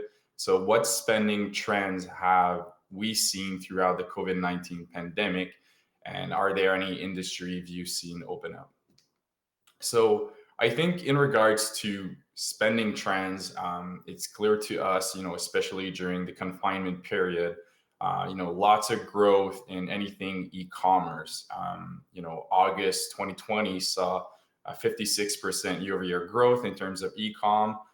And the months before that, it was over 110% of growth, year over year. So in 2019, you could think that, out of the retail sales, e-com was, approximately 12 to 13% of retail sales. Now it's up to 18 and almost 20% in some areas. So obviously the shift from, anything in person to e-commerce, has only accelerated during the pandemic. Also, lots of focus since it was enabled across Canada to have higher contactless limits. So we're seeing tremendous growth there as well, over 10% growth year over year in that space of contactless. So that's also what we're kind of seeing right now. Lots of focus also on digitizing the payments. So when you think about payments between businesses, it's mostly checks, wire payments. So lots of focus to kind of, accelerate that and given the need of cash flow as well. So those are some of the trends, we've seen from an acquiring perspective, from the merchant side of things. So businesses accepting payments obviously accelerated the acceptance of cards in general. So lots of industries, had a challenge to kind of migrate to this new way of accepting payments. So lots of opportunities there, and you've probably seen it. Restaurants do more and more takeout, curbside pickup. So that's what we're seeing in terms of opening up. And generally speaking, what we've seen is, during the confinement period, for example, lots of investments, people, steered away from travel, obviously, but lots of focus on home improvements, for example. So we saw some spend, really booming and spiking in those types of industries. So I'm only, one person sample, but, really try the online way of ordering more stuff. To the extent of ordering, coffee beans, for example. So that's generally what we see. Like people are moving to online more and more. So the next question I received is from Phil. Cybersecurity is a scary factor in doing business internationally. What can you tell us about the biggest risks you have seen and or best strategies for avoiding a security breach? Yeah, great question. I mean, all the data and research points to lots of, cybersecurity risk and fraudsters targeting very specifically the small businesses. And part of the reason for that is the fact that generally speaking, small businesses are so focused on running their operations. As an entrepreneur, you have so much to deal with. I mean, lots of roles and responsibilities that I think it's less top of mind when setting up a business to really kind of protect it. So, my suggestion would be to really look at tools in terms of fraud and cybersecurity. And, we know from some researches that, small businesses who have or experience the unfortunate, data breach, generally speaking, approximately 50% go out of business within a time frame of 6 months. So, very important to kind of protect yourself there with the relevant tools. And this is definitely something that, from a MasterCard perspective, we are taking to our partners to really support, small businesses through the product platforms we have at some point that they could deliver in the market. So in terms of doing, international business, I would say if you are to accept, some credit card payments, for example, or card payments in general, just making sure that, you have the right fraud tools to assess the transaction per se, if it's fraudulent or not. And also be mindful of the fact that if you are to store credit card information, you obviously want to do it in the right manner. And I think, our partners can definitely support you along that journey. There's very certain and regulated ways to store credit card information. So I would definitely encourage you to work with them on that. Next question came from JF. Can you explain more about the Start Path program, and is this new? So the Start Path program has been launched, I think, 6 or 7 years ago at MasterCard. Really kind of started as, a later stage incubator for startups. I think it was generally like around initially 15 startups. Now it's over 200 startups that we have in the program. So what the mindset behind StartBat is, when you look at one side of our business, we partner with institutions who've been in business for many, many years. And, digital innovation, leveraging their legacy systems sometimes is a little bit tricky. So they look to us as a technology companies to maybe support them in that area as best we can. So the StartPath program, basically, it's us kind of, having a number of startups in the program and then finding the opportunity and connecting the other partners we deal with to the startups to accelerate their digital transformation. So, I'm lucky to have one of my clients being part of the StartBat program, and obviously, it's been great conversations to see them think through the innovation that they could do with such programs. So one example from Quebec, very specifically, part of the StartBat program is, a company you might, have known as Milo, now changed to Mocha. They are part of the StartBat program now. So this is obviously StartBat. The next question I got from Martin. Can MasterCard be used for making payments for export shipments?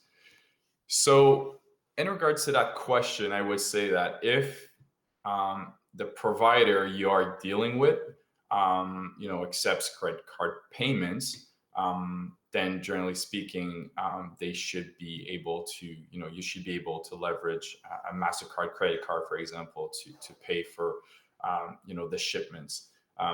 Generally speaking, the other areas of payments, that we would enable would be transparent to you, meaning that, we would provide a service or a product to your financial institution who would support you in kind of doing that payment to that international company. So yeah, I think it could be used depending on if your supplier is enabled or not for credit cards, for example. Chloe asked the question: how do businesses in different industries and/or sectors handle their credit card needs differently? Can you give examples or explain? Yeah, great question again. I think, when you think through the various industries, there are some companies who are, needs lots of cash flow, for example. So if I think through one specific example, construction, what will happen is they will have to buy, the supplies and material, and generally speaking, they're paid way later in terms of time, right? So it's hard in terms of managing the cash flow for them. So great need there for them to leverage, for example, unsecured credit. And then you have some other companies who might be, more of a, for example, a tech company. Most of their costs could be overhead, for example, right? So maybe less needs in terms of cash flow. Their expenses is salaries and benefits and all that. But then, they might have some people who, need to travel. So then, that's really kind of how credit cards can be used, and the needs could be different. So I'm hoping that helps in terms of industry, kind of get a sense of where it could be needed. The next question we have was, what are the options for credit insurance at the retail level? For example, if I, as a business, offer 6 monthly payments through MasterCard, how can I prevent myself against a payment default, and what is the cost of insuring it? Um, I mean, in regards to payments, I would say this is a risk that any company kind of has. So my suggestion would be, be open as much as possible to all forms of payments, to kind of meet your customer where they have the capability to pay. In terms of risk, on our end, we don't offer any insurance. If there were some of our partners who would offer insurance, in regards to your receivables, then it would be, you would need to kind of schedule a conversation with them, very specifically in regards to that. So that would be in regards to those payments. Nafa asked, is a credit card risky during COVID and issues with cash flow? Well, I don't think a credit card is necessarily risky. Really depends on, everyone's personal situation. But clearly right now, when we are kind of seeing the transition to more online sales, well, right now, most of the payments, the forms of payments you could do online, go through the rails of credit cards. So obviously that's kind of needed there. I think in terms of cash flow, I don't work at a bank or financial institution, but obviously there are some industries, some people who are probably hurting. So I would strongly encourage, if you are in that situation where you kind of need cash flow, you need some relief, to have the conversation with your financial institution. What we've seen is that the bigger banks across Canada and the other financial institutions have been very supportive of consumers and small businesses to navigate that. So the other question we received is, can you negotiate on merchant transaction fees for online payment processing with MasterCard? So if the question really is in regards to directly negotiating with MasterCard, I would say no. The reason being, anything that's kind of related to accepting, payments, whether it's online or in person, everything is done via our partners, which are acquirers. So, you might have heard companies like, Moneris, Desjardins, Merchant Processing, Global Payments, Chase Payments, Elavon, and there are many others. I mean, TD has a business in there. So they are the ones providing such a service of accepting, card payments. So I would say, in this specific case, if you are to, want to better understand what are the merchant fees for online transactions, or wanting to negotiate such, I would direct you to, your partner or your provider for those services. Yvonne asked the question, in terms of credit card benefits, what would be best for an entrepreneur? How would you approach this? Yeah, great question. Generally speaking, what we see in terms of the types of credit cards and what kind of needs they're trying to address, we see mainly three categories. One of them being, the low interest rate credit card. The second category would be, the cashback types of cards, and then the last one would be travel benefits related types of cards. And then, you factor in the standard cards versus the premium ones. So generally speaking, those are the benefits that are associated or categorized for credit cards. So the way I would approach this is really to kind of look at what are my needs right now? Is it, for example, if I'm going back to the example of a construction company, I'm in need of lots of cash flow, and I know I'm going to put some spend on my credit card and have it kind of sit there. Obviously, I want a lower interest rate. But if I'm at a later stage in my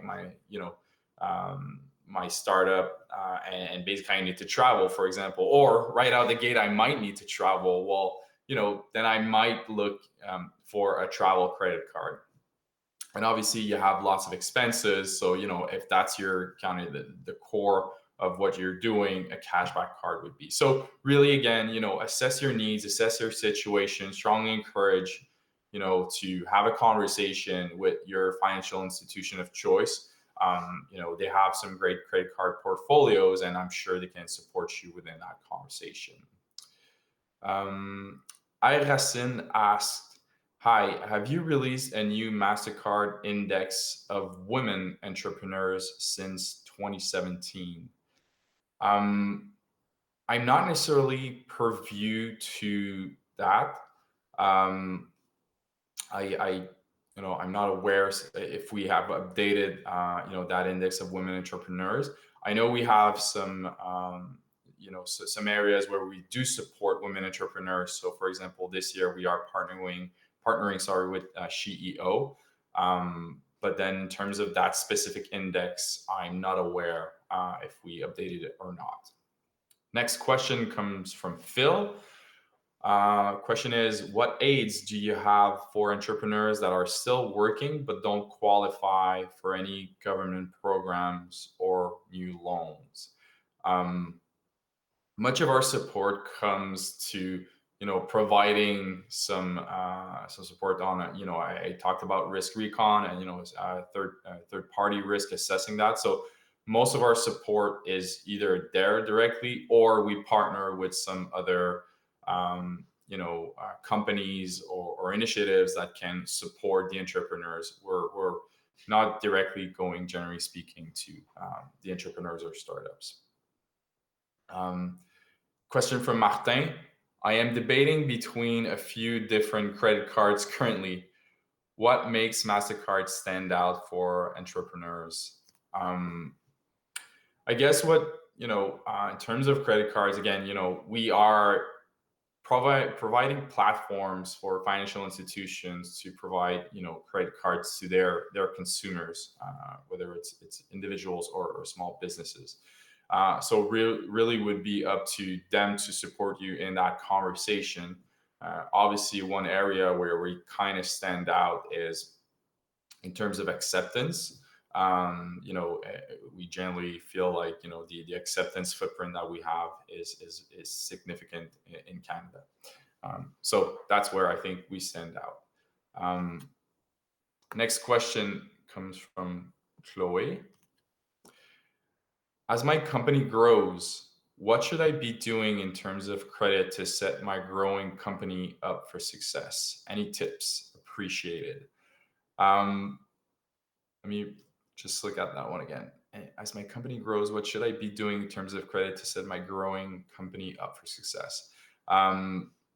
Yeah, I mean, great question. I haven't been, in the shoes of anyone kind of supporting businesses in terms of credit facility or financials. Obviously, if I think through myself as a consumer or as an individual, I want to have, good credit score. I don't want to be too leveraged, but there are some people, whether at financial institutions or the BDC, for example, I think could very much support you. Even an accountant could be able to support you there. But generally speaking, my advice would be to make good use in terms of credit. And I think that's where your question comes from is using credit in a sound and right manner to kind of set yourself up for success. So, yep, timeout. Okay, so all right, sounds good. So last question I have is, How can you contact MasterCard if you have a business idea that may require custom MasterCard functionality? I think, again, like what we do, generally speaking, is offer, the functionalities, through partners, whether it's financial institutions, the acquirer. So I don't think we're against any ideas. We have a very kind of innovative mindset. But generally speaking, I would at least bring it up to my financial institution or something like that. So, yeah. Thanks again for your time and the questions, everyone. Hope this was helpful.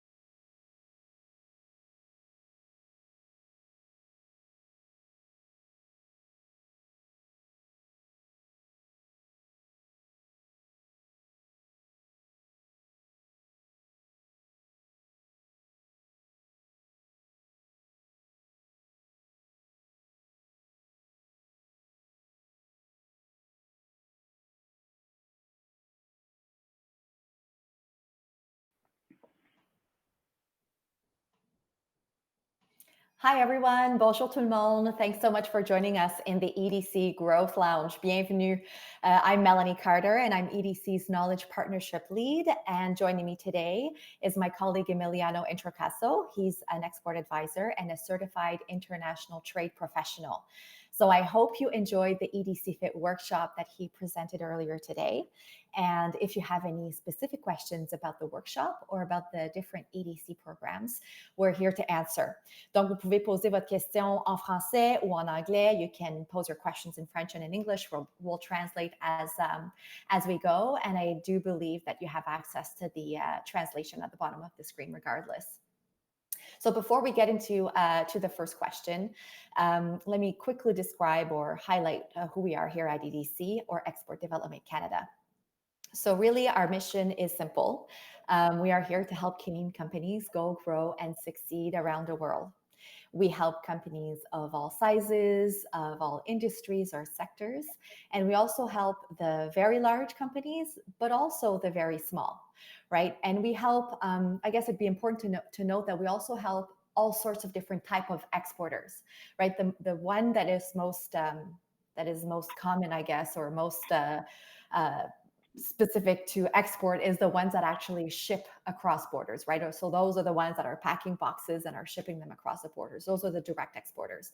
But we also help service providers. So you're not shipping anything across borders, but you do have international customers. And then the third category is the one that we call indirect exporters. So you would be an indirect exporter if you're selling goods to another Canadian company who is then mostly on selling outside of the Canadian borders. And then most recently, because of the pandemic, EDC has expanded many of its financial solutions to be able to support Canadian businesses who are not exporting at all. And we can do this until the end of 2021. So we do understand that taking your business to the next level can be challenging, especially when it comes to exporting. So our purpose here is to guide you as you navigate the complexities of global markets. We're here to support you every step of the way. And depending on where you are in your exporting journey, we do that in different ways. So earlier on in your journey, you'll find that our knowledge solutions will help you make informed business decisions. So we have a variety of publications and tools and webinars and international trade training and free advisory to help guide you along the way. And then when you win your very first international contract, we can help make sure that you get paid with our different insurance solutions. And then as your business matures, we can work with your commercial banker to help you access working capital. And let's not forget that we also have been doing exports for 75 years. We have a huge network in Canada and internationally. And so we can certainly help you find the right connections depending on what you need. So on that, we will jump into our very first question. And I think, Emiliano, I'm going to turn it to you. So somebody's asking here, so does EDC provide any kind of training on export and or finance? So it's a great question. We have, first of all, a partnership with Forum for International Trade Training. That's where the content for the workshop that I've done in the previous main stage came from. And there's a lot of different resources in there. So you can take courses, you can take workshops as well. Or if you are not ready for those just yet and you still want to learn about exporting, there's those Fit Skills Light series that I mentioned throughout the workshop, where you can actually take about an hour of your day, read through the different units that are available, and have that quick knowledge to learn. We also have in our website, if you go to edc.ca, there's a section called Trade Insights, where you can actually search for ebooks, articles, blogs, access previous webinars, or sign up for new webinars as well. So that's a lot of the knowledge that we offer. For the EDC's Trade Insights, you just need to create a My EDC account that will allow you and give you access to different premium content. And for the fit workshops and courses, you can go to fitfortrade.com and you'll be able to review more of those. Taking those courses will also allow you to become certified.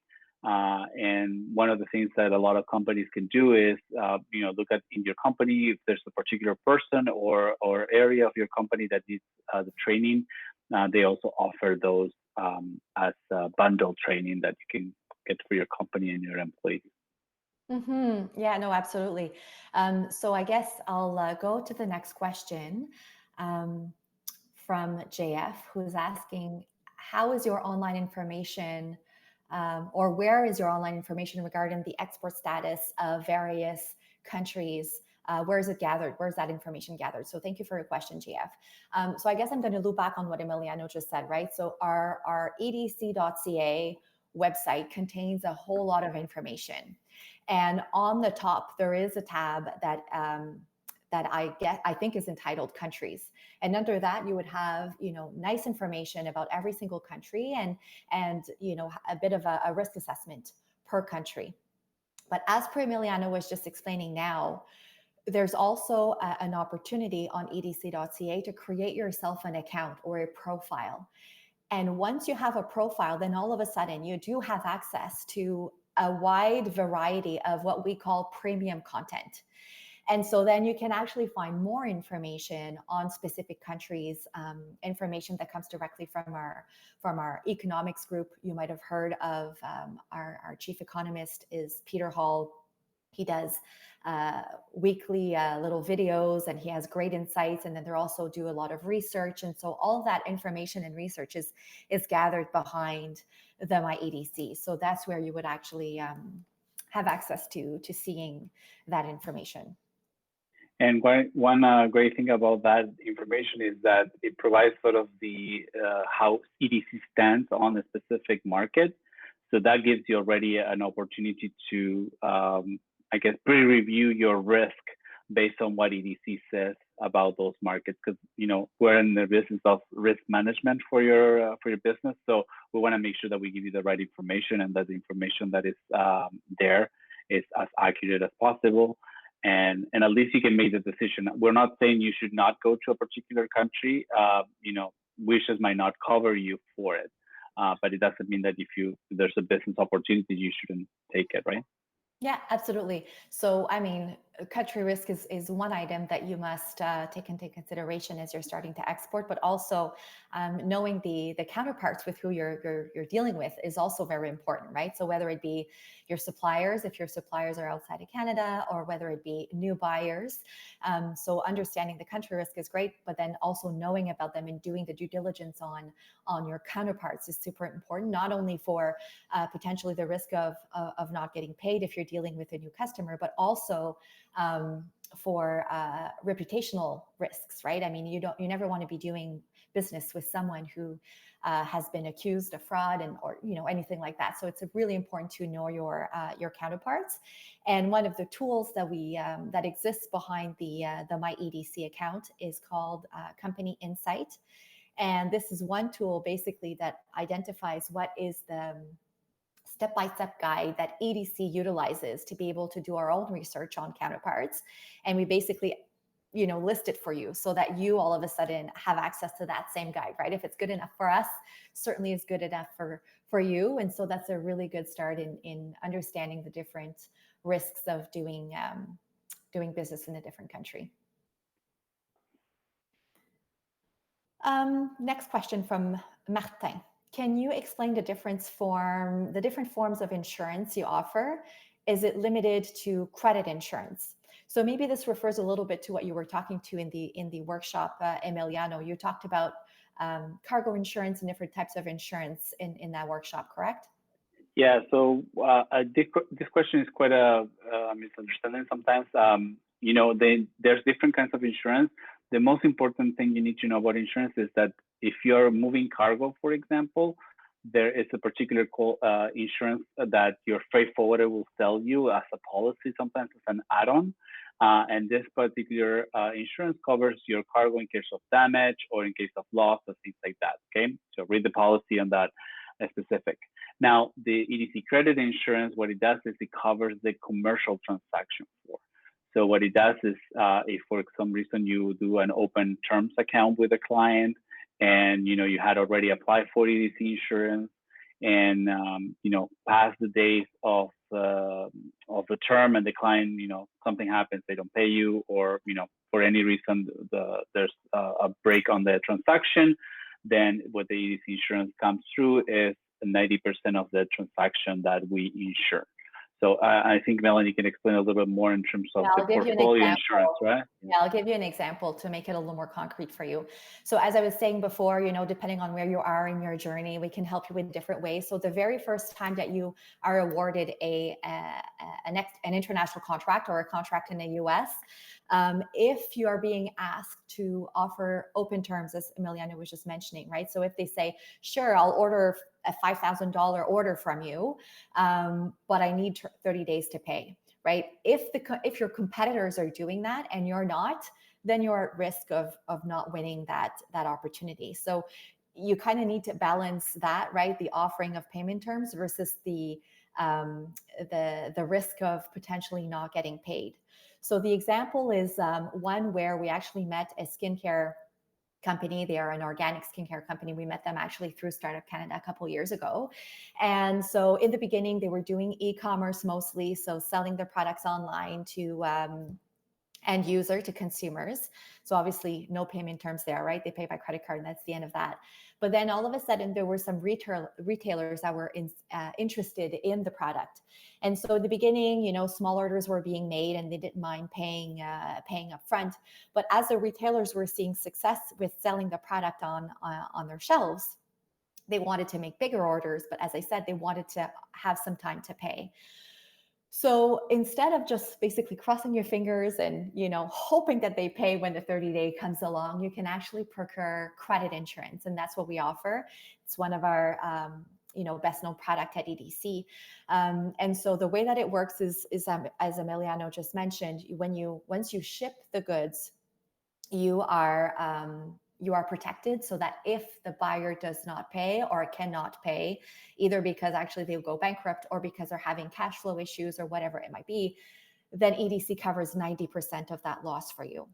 And so the last part of the question is it limited to, or is it guaranteed, right? Is credit insurance guaranteed? Well, as per any type of insurance policies, there are some things that you need to be mindful of, right? There's conditions in the policy that you need to respect, right? For an example, when you have a new buyer, you need to specify who that buyer will be, and you need to request a credit limit from EDC on that specific buyer.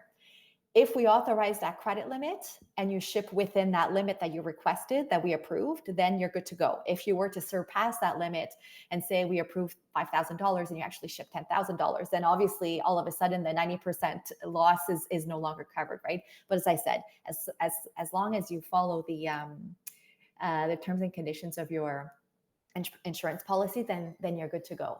And the cool thing about this insurance program is that it's very flexible. You could choose to insure like one buyer at a time only for a short period of time. Or you could choose to insure only your export sales if you had multiple export sales. You could choose to insure all of your sales if you wish to, including the Canadian ones. So very flexible. And so in terms of eligibility and understanding, what would work best for you, I strongly encourage you to speak with one of our advisors. In fact, through the CXC, you do have an option to book yourself one-on-ones meetings, right, with some of our advisors. So if you haven't done so already, I believe there's still room today for some of those one-on-one meetings. So go ahead and book yourself a meeting and chat with someone one-on-one so that they can, determine what your specific criteria and your specific requests for your company. And one more thing is that those premiums that you're paying for that insurance, you actually should be embedded into your pricing, right? So that you actually recoup the money of your insurance, and you have that peace of mind when you're shipping the product. Yeah. Eva asks, do you need an open contract with EDC to access trade insights? So no, if you have never exported before, if you're a true startup, and you're just in exploration mode as to how you're actually going to go ahead and do that, you can absolutely access our information. And in fact, we hope that our premium content, that behind the profile that you would create for yourself would actually help you make all the right decisions for you to be able to see success internationally. So to have access to our information, no need for an international contract. Absolutely not. Great question. Thank you.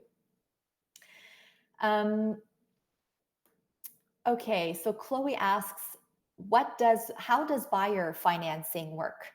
And what's the process like? And why would you be turned down? So thank you for your question, Chloe. So buyer financing is a product where if you're manufacturing of capital goods, of equipment, and it's an expensive piece of equipment. If you have an international buyer and they are looking for some financing to be able to buy your piece of expensive equipment, then we have programs for that, right? So they definitely have the option of going to their bank and getting a loan through their own local bank, but there's also the option of EDC. So why would it be turned down? Well, obviously it's based on the credit rating of the buyer, right? Are they financially strong enough to be able to support a loan to purchase your equipment or not? So there's a due diligence that EDC would do to be able to assess that. But again, if you want more information specific to your type of products, give us a call and we'll look further into it for you. Vivienne is asking this: what is Canada's top export country? And has that changed since COVID? So, Miliano, do you want to give it a try? Sure, of course. So our main export trading partner is obviously the US. We are very close to it, culturally very similar. But with COVID and with some of the restrictions on the borders, companies have already been, I guess, diversifying their portfolios in terms of the clientele. And so the trade is still open between the two countries. So the only thing that you cannot do is like travel, for pleasure, but actual commercial trade is still open. So that still happens. The other thing I want to mention is that because we just signed up with the new agreement, CUSMA, because of that, I guess a lot of people are thinking, okay, well, I should continue to ship into the US or Mexico, right? And what we're saying is this: yes, continue if you have customers, obviously, but also start considering diversifying your exports. So the government of Canada has spent thousands and thousands of hours, man hours working on free trade agreements. And as you know, we have one with the European Union, which gives you access to so many more countries and populations that might need your product.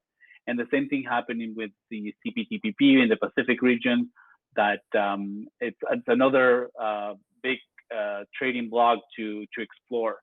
So if you're only exporting to the US, obviously try to see where else you can go with your product, because it's maybe time to expand and diversify. And if you are not exporting anywhere yet because you're a startup and you kind of follow some of the advices and processes that I explained on the workshop in terms of how to select a market and how to go about it, then maybe you might want to also consider looking at free trade agreements as a way of thinking, okay, I want to go to Peru. What's good in Peru regarding my product? Well, there is a free trade agreement already, so that reduces a bunch of barriers, right? There's also free trade agreements with Costa Rica, Israel. So look at your product, see what your product is like, and does that product is there a need for that particular product in those particular markets?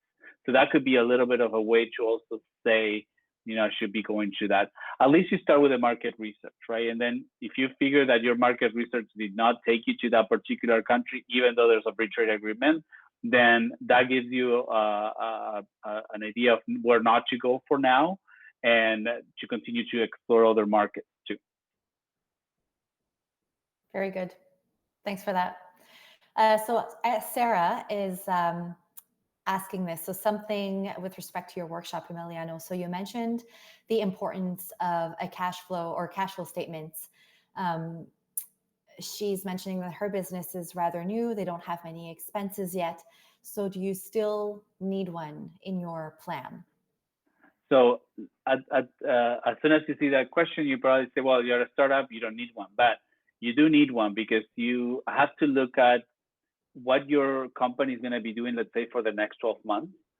Because obviously you don't have expenses right at this moment, but you will have expenses at some point. I mean, there's no way that you're going to be running your business and not incurring any expense. Even if it's just a small expense of having internet at home, for example, right? So these are the type of expenses you have to put in and project, so that if there is a particular time in your cash flow statement that you're going to be spending more money. Let's say you're engaging with a market research company and there's going to be a report that you need to purchase because you're looking to do a specific research on a particular market, right? And let's pretend that this report is going to cost you $5,000. Well, that money is going to be spent, right? Where are you going to get the money from? It could be maybe you need a loan, right? So the bank can see what you're going to be spending the money on. It could be that you're using your own money to do that. Well, in a cash flow statement, you should say, I'm putting in money from myself. Maybe you have investors or family members that are putting in money in different times in that particular period. So that gives an idea to the bank that yes, you're doing your due diligence, you're doing your research, you're doing everything that is possible to be able to come up with the most accurate forecast of your business. There might be other things. Let's say you're attending a few virtual conferences right now because of COVID. Those sometimes have a cost, right? Not all the time they're accessible for free. So if this is something that is going to benefit your business and is a business expense, yes, I think you should still put it on your cash flow, even if it's little. And at some point in your cash flow, you might also want to say, okay, when are you expecting to do sales and how much, right? So that you can start seeing the trends. Okay, so my product is seasonal. So maybe closer to November, I'm going to start making my first sales that are going to be delivered, let's say, closer to December. So think about those particular areas. And then the next thing I was going to say for you in regards to specifically to this topic is take a look at the Fit Skills Light unit on cash flow management, because that's going to give you like a lot of different steps of how to create that. And maybe I'm missing some, right? So just take about an hour of your day just to read on that, and it's something that will help your company for sure. Absolutely. So super quick, we have 2 minutes left. So somebody's asking about the biggest mistakes that startup would make. So I'll give my insight, and then Emiliano, if you want to jump in quickly as well. So I think there's a balance between preparing too much and not taking action versus taking action and learning along the way, right? So there's a lot of, we talked about it, a lot of risks that are in front of you, right, as you're starting to export for the first time.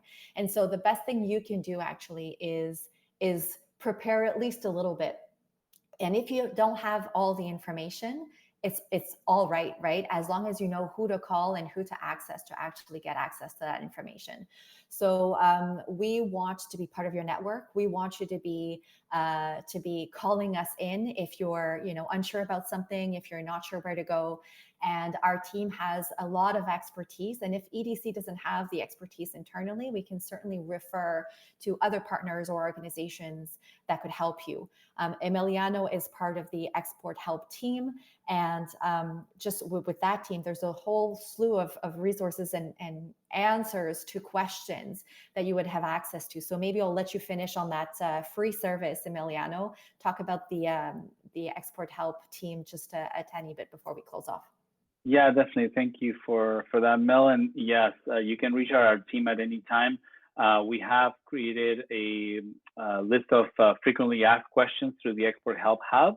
If you don't find the answer to your questions right there, there is a form where you can just send us the information.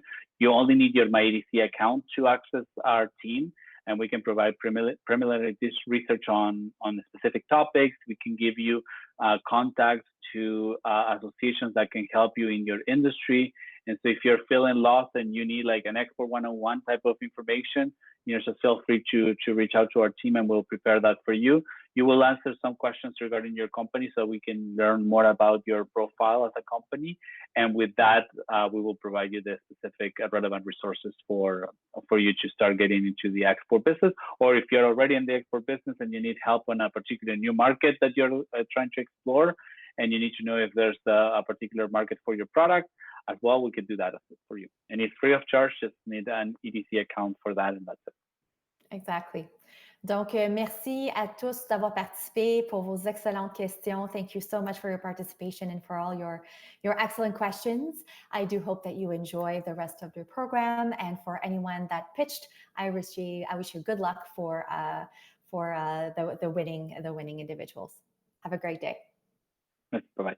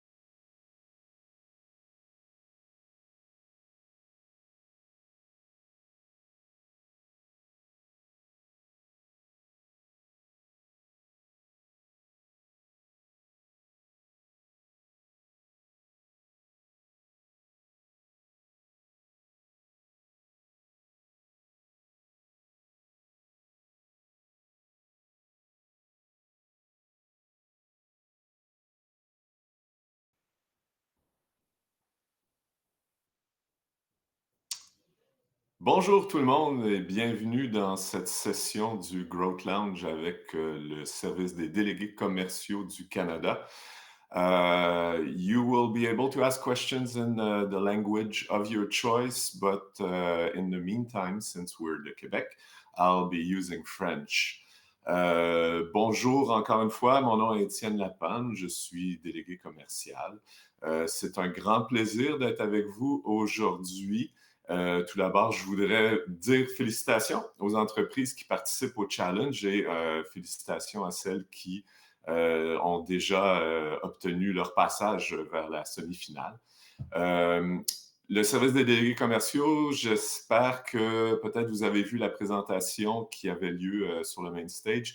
Sinon, vous étiez avec EDC. Donc, je vous dis, le service des délégués commerciaux, nous sommes la branche du gouvernement du Canada qui aide les entreprises à exporter à l'étranger et à croître à l'international avec trois types de choses. Premièrement, nos programmes de préparation. Nos programmes de financement ensuite, que vous connaissez peut-être sous le nom de CanExport, et notre réseau dans plus de 160 villes à travers le monde, qui est notre grande force, si vous nous connaissez pour souvent les ambassades du Canada. Je suis basé au bureau régional de Montréal. Voilà pourquoi je vous parle en français. J'ai aujourd'hui l'appui de ma collègue Catherine Gauthier qui est en train de s'occuper du chat et regarder vos questions. Alors, je regarde d'abord qu'est-ce qui se passe. Je vois qu'on est déjà en train de répondre à une question sur les tarifs. Qu'est-ce que sont les tarifs?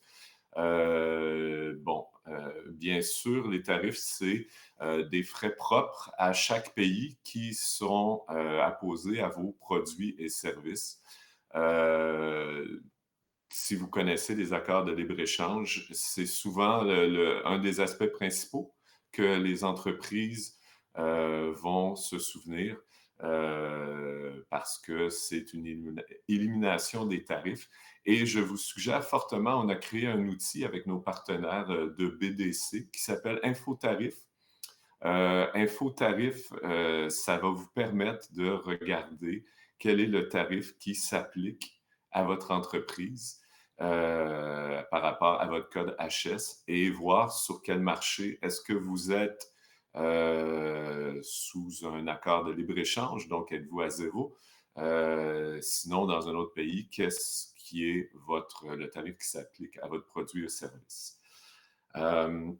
All right, I'll switch to English because I'm seeing some questions entering. What are the top ways TCS is supporting entrepreneurs and startups throughout the pandemic? Well, we are still active everywhere in the world. We never stopped our services, even if some of our embassies, trade commissioner embassies, are working from their home office, as I am today. We are still offering the services to Canadian companies. So we can communicate with them and they will help us. Another thing that is very important for you to know throughout the COVID, we have adapted the CanExport program for SMEs.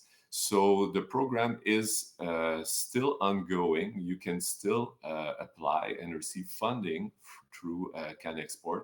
The only difference is that if you look at the 9 categories, we are not financing anything that is related to travel or to underground commercial activities. We are nevertheless supporting virtual trade shows. So if you have any costs related to attending a virtual trade show, you can include them into the CanExport. As well, we have included now in CanExport that we can support you in with the online marketing platforms. And so Google AdWords, for example, we are facilitating, not facilitating, but we are supporting financially through CanExport. So you need to apply the activities. Okay. Does the TCS also provide assisting companies to raise capital? That is the main topic of the day, because you are all startups and you want to know what we're doing for startups. It is a very good question, and there are two main things that I would say that the TCS is doing to support companies that are trying to raise capital. The first thing is that we do have a team of specialists that are working in supporting companies with venture capital. One of our officers, one of our trade commissioners, is actually co-located with the CVCA, l'Association Canadienne du Capital de Risque, in Toronto. So that person is directly working with venture capital funds and other specialists. The second thing that we can do to support is the CTA programs. Through the CTA programs, there are aspects of it that help companies raise capital in the markets where the CTA is located. And as well, there are a series of workshops in the CTAs to support your pitch to VCs. But beside those two things, one key message that I want to tell you today, what the TCS can help you with raising capital, is through your conversations with the trade commissioners, is really think strategically of which geographical markets. You always think globally for VCs, but which ones would have a better you would have a better chance of attracting attention, and as well to think which are some strategic VC partners that are on the ground. And through our network, we do have connections with those strategic VC partners. For example, we are doing an initiative right now with Boeing VentureX for companies that are startups in the aerospace world. And so through our network, we have special contacts with those strategic partners, and we do special activities to help companies. I'll go to the next questions. Are there any industries that the TCS will not support in their international trade? We do have a client definition of the companies that we are supporting. The main aspect of this client definition is that we help Canadian companies that have a significant impact in Canada. That means that your manufacturing is mostly in Canada, that your services are mostly delivered through Canadian, through your Canadian office. But we do support all products and services. There is a little variation if you think about the regional offices that we have of the Trade Commissioner Service. We do not support directly agri-food companies. These are helped through our partners at Agriculture Canada. But abroad, all of our embassies, all of our consulates, all of our Trade Commissioners offices are helping all types of Canadian companies. OK, je vois qu'il y a ça. Puis je vais prendre un petit moment maintenant que je suis entre deux questions, juste pour vous expliquer un peu plus comment vous devriez travailler avec le réseau des délégués commerciaux du Canada, le TCS. Je pense que ce n'est pas quelque chose qu'on discute souvent. Comme je vous disais, il y a des bureaux régionaux à travers le Canada avec des responsabilités pour aider les entreprises de chaque région. Donc, la meilleure manière pour une compagnie de travailler pour la première fois avec le réseau des délégués commerciaux, c'est vraiment de communiquer avec le bureau régional de sa région. Donc, si vous êtes en Ontario, c'est à travers le bureau de Toronto. Si vous êtes à Montréal, au Québec, c'est à travers le bureau de Montréal. Et chaque bureau a une boîte boîte email. Et écrivez-nous. Dites, je suis une entreprise, je cherche à exporter. Ce qui va arriver, une interaction va commencer. On va vous poser des questions de base sur votre plan à l'exportation, sur vos objectifs, sur votre niveau de préparation que vous êtes rendu, ou si c'est vraiment une problématique spéciale que vous tentez de résoudre. Et à partir de cette conversation, on va voir quel service, quel programme financier on peut vous offrir qui répond à votre besoin d'exportateur. Donc, on peut directement vous dire, écoutez, vous semblez très prêt, vous devriez penser au programme Canexport PME ou c'est Canexport Innovation qui s'applique à vous, et ou l'information que vous cherchez, c'est une information que c'est vraiment les gens sur le terrain, nos ambassades à l'étranger qui peuvent y répondre. Donc, nous allons créer la référence vers nos délégués commerciaux. Vous pouvez en tout temps communiquer avec n'importe quelle ambassade ou consulat directement. Mais je vous recommande fortement de toujours passer par le bureau régional parce que de cette manière-là, on peut voir plus précisément votre besoin. On peut voir avec vous, est-ce qu'il y a des étapes de préparation que vous n'avez pas pensé? Est-ce qu'il y a des barrières à l'entrée pour le marché vers lequel vous allez que vous n'avez pas encore pensé? Et c'est vraiment là notre force, c'est de vous aider dans les étapes de préparation vers le marché. Okay, I'm looking at the questions. I have to roll down.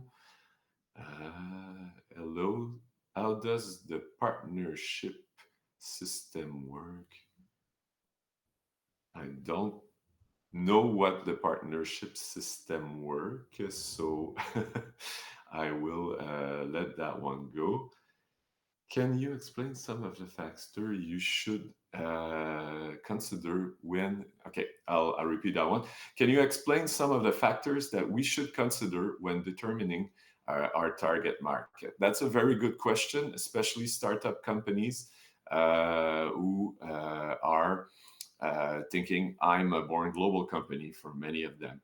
So factors to consider, and this is, again, I'm going back to how to work with us. This is something that we will have a conversation, the trade commissioner, with the companies. And because which factor to consider, it's basically linked to your value proposition, what your product and service is helping your target clients with. So based on your value proposition and on as well the size of your company and how you are, we will support you in establishing attractiveness factors. Attractiveness factors could be pure the size of the market. If you need a certain size of market, that's one. But it could be as well, especially for your first exports, are there certain certifications that my product needs? In Europe, we can take the example of the Marquage CE, which is a special certification that you need to have, but that takes a certain time, that takes a certain investment from the company. But maybe in the United States, you don't have you don't have that special regulations, or maybe there is as well another market attractiveness factor is your competition, the presence of your competition on certain markets compared to others. So I would direct you to our website. There is a guide that we call le guide pas à pas à l'exportation, so step-to-step guide.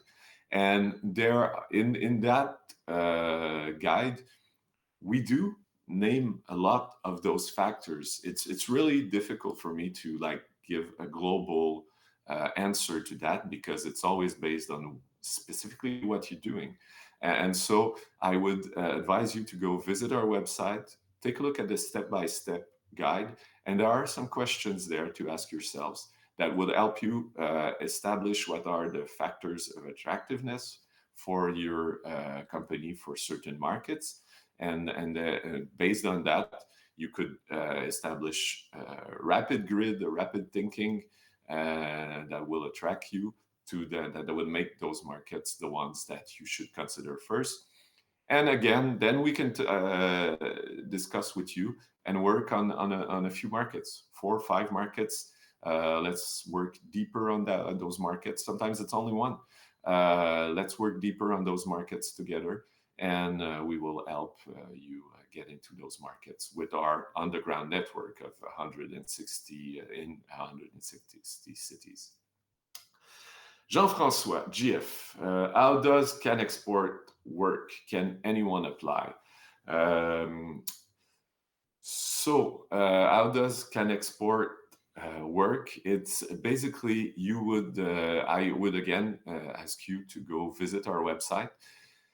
There are any companies can apply if they fit within the criterias, and one of the criterias that is important for 2 criterias that I would tell you to put attention to.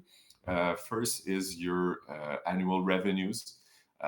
For startup companies, that is one aspect that has been that is important to consider before applying. You need to have a certain level of revenues before you are able to apply.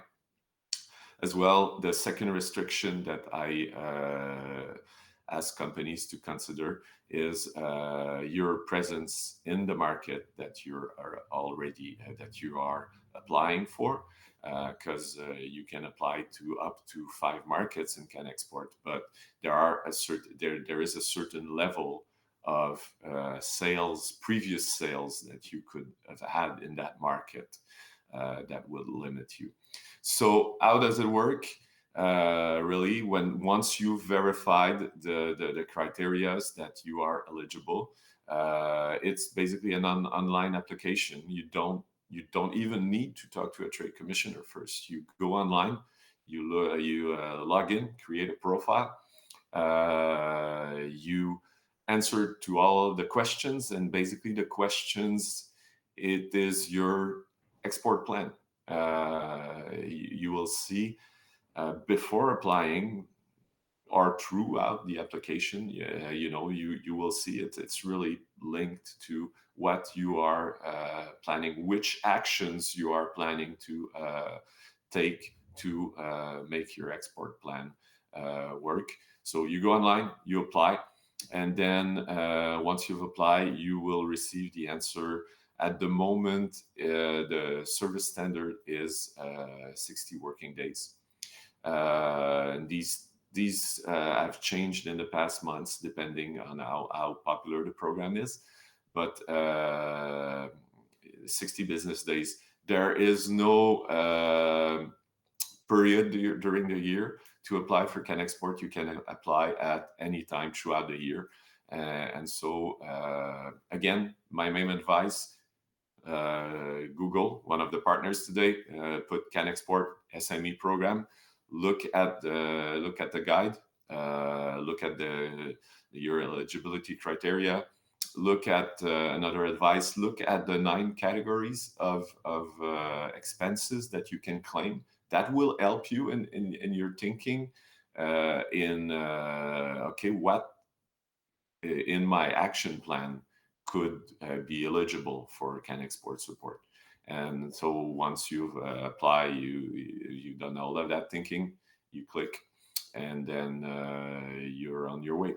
For sure, again, you could have a conversation with a trade commissioner at the regional office to talk about the strategy. We will not directly support you in filling out the form. What we are there for is really supporting you in your strategic thinking and in the markets that you are thinking of going.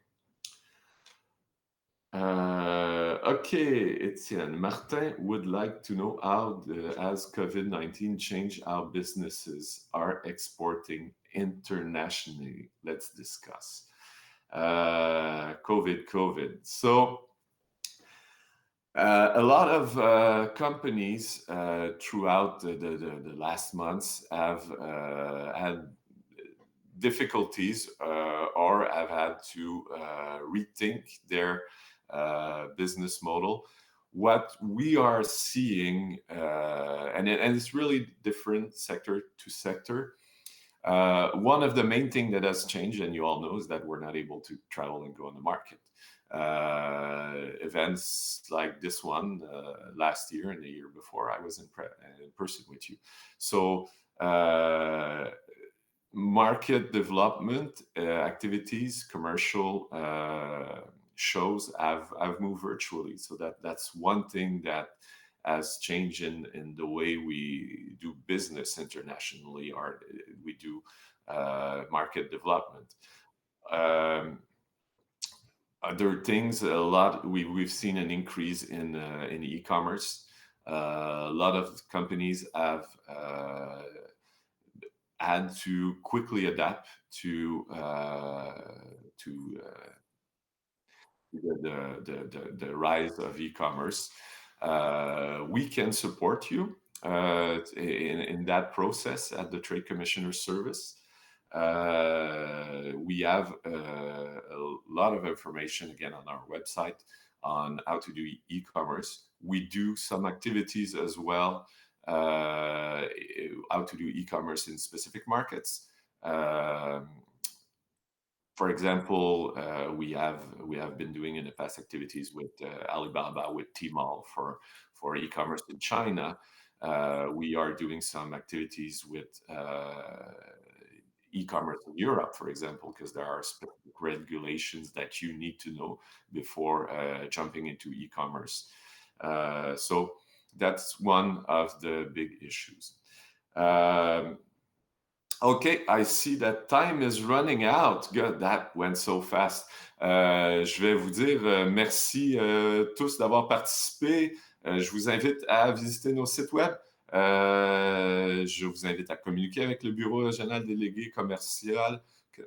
Bonne chance pour la compétition.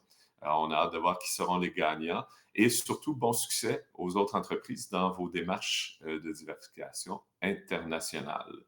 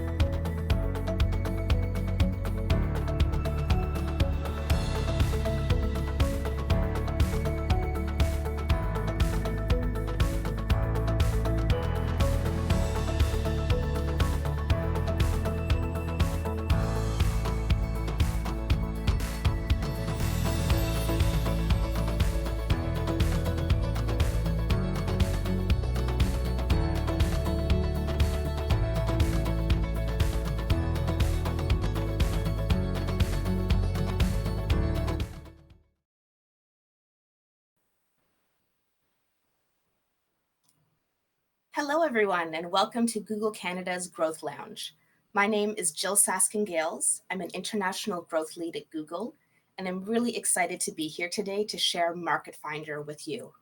As you may have seen in the panel earlier, we've just launched Market Finder in Canada, in English and in French. And so today I'm going to use about 10 minutes to 15 minutes of this time to walk you through Market Finder and show you how you can use it to expand your business internationally. And then we're going to leave time for Q&A. So if you have any questions during the presentation, please type them into the chat box.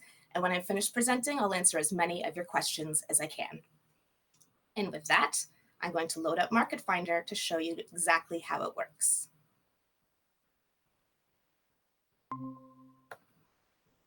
Perfect. So as I mentioned, Market Finder is a new tool from Google to help you grow your business internationally. With Market Finder, you can achieve 3 objectives all in one spot. You can find new opportunities, determine which countries you should expand to. You can plan your operations, determine how to be successful in those markets. And then you can market your business, which of course is what you probably know Google for best. So first, I'm going to start by showing you how to find new opportunities using Market Finder. When you go to marketfinder.thinkwithgoogle.com, this is what you'll see. And you can start by typing in your website or app so that the tool can determine what kind of business you're in. For the example today, I've used sync.com, which is a Canadian cloud hosting startup. You can review the business categories to determine what works best for your business. The reason we use these categories is because in the back end, we've pulled from more than 3,000 different categories and translated them across 55 different languages. This allows you to properly compare opportunities across all countries globally, and you can choose up to 5 categories that are relevant to your business. If you'd like to adjust them, you can add a category like this and confirm. Right away, Market Finder with one click will show you the top recommended markets for expansion. You can hover on each of those countries to see a few insights.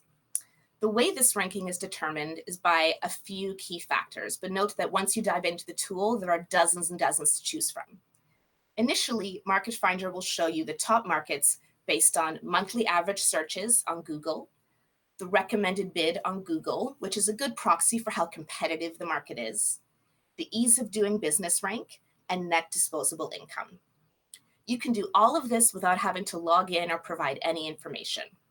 But if you'd like to go deeper into Market Finder, you can log in with Google and then access lots more data and lots more customization. So let's take a look here at what that looks like. Once you log in, you'll see this screen, and you can actually choose which markets are interesting to you. So for example, if you're thinking of expanding to France, you can X out Germany and add France instead to see all kinds of insights about that market. Once you've confirmed your markets, you can dive much deeper into that country's economic profile, logistics, purchase behavior, etc. This tool has more than 40 metrics across 7 categories across pretty much any country you could be interested in. And that's why Market Finder is so powerful. It takes what would usually take, weeks and weeks of market research and brings it all together into one simple, easy to use tool so that in a matter of 30 minutes or an hour, you can find the information you need to make your export decisions. Here's an example of some of the different kinds of insights you'll see in the tool. For example, you can quickly compare the size of the population across different markets. So you can see that the US is 10 times bigger than Canada in terms of population. And you can see what languages are spoken in different markets, which can help you with your expansion strategy. Note that Canada, of course, is one of the countries here. So even if you're not planning to export quite yet, but you're looking to expand from Quebec to Ontario or Ontario to Quebec, this can also provide you with useful insights for those decisions. In addition, as you scroll down through Market Finder, you'll see a variety of macroeconomic data, demand assessment on Google, competitive assessment, all the key metrics you need to help you prioritize which markets you should expand to first. Once you've decided what countries you're interested in expanding to, the next step is to plan your operations. And Market Finder helps you do that in 6 different categories: localization, payments, customer care, logistics, recruitment, and tax and legal. In each of these sections, you'll find articles, case studies, quizzes, third-party referrals, everything you need to understand what you need to know about that operational aspect in order to expand into that country. Let's look at a few examples together. And of course, after this presentation, dive in and play around as much as you like. So if we go into the payment section, it will actually show you how consumers prefer to pay in different markets. For example, here you can see that in Germany, people don't really like to use credit cards as much to pay online.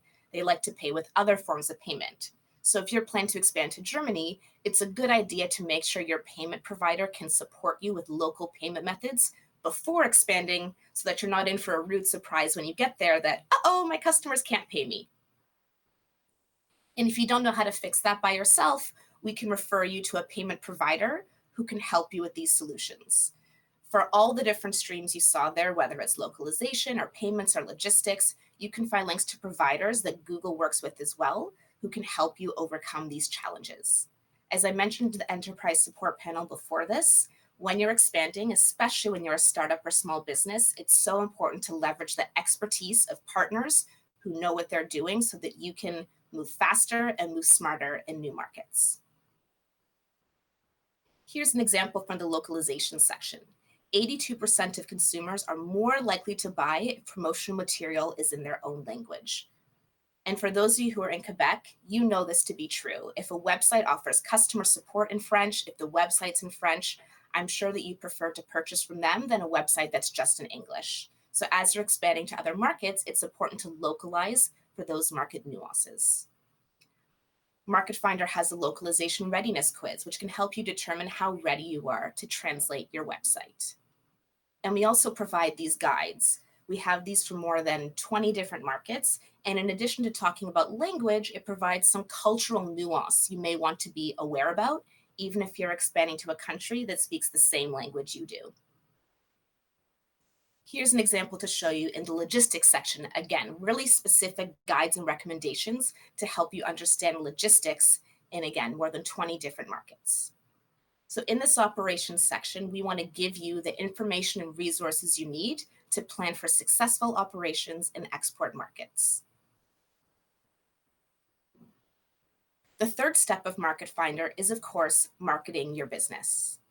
And on this site, you'll find lots of information about the things that you probably expect to see from Google: search advertising, display advertising, video advertising, and how to measure performance.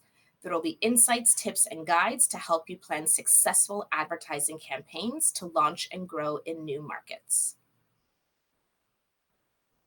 Additionally, you'll find links to other tools that are free from Google to use.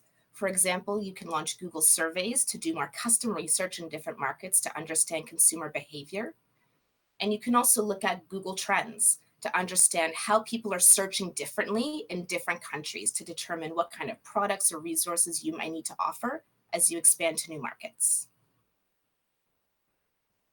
Finally, in light of the global pandemic, we also have a section on Market Finder about COVID-19 specific resources to help your business navigate these uncertain times. So today, I just wanted to provide you with a quick walkthrough of some of the deep capabilities that Market Finder offers for your business. Please feel free to check it out yourself and make use of this great resource. In my job as an international growth lead at Google, I use Market Finder all the time to help my clients grow, expand, and succeed in new markets. And with that, I'm going to stop presenting and come back to you and answer questions. So if you have any questions about what you've just seen, please feel free to type it into the chat box and I'll answer as many of your questions as I can. So here's a question we had recently. Camille asked, can you explain a bit about the country purchasing habit category? How does this work and where does this come from?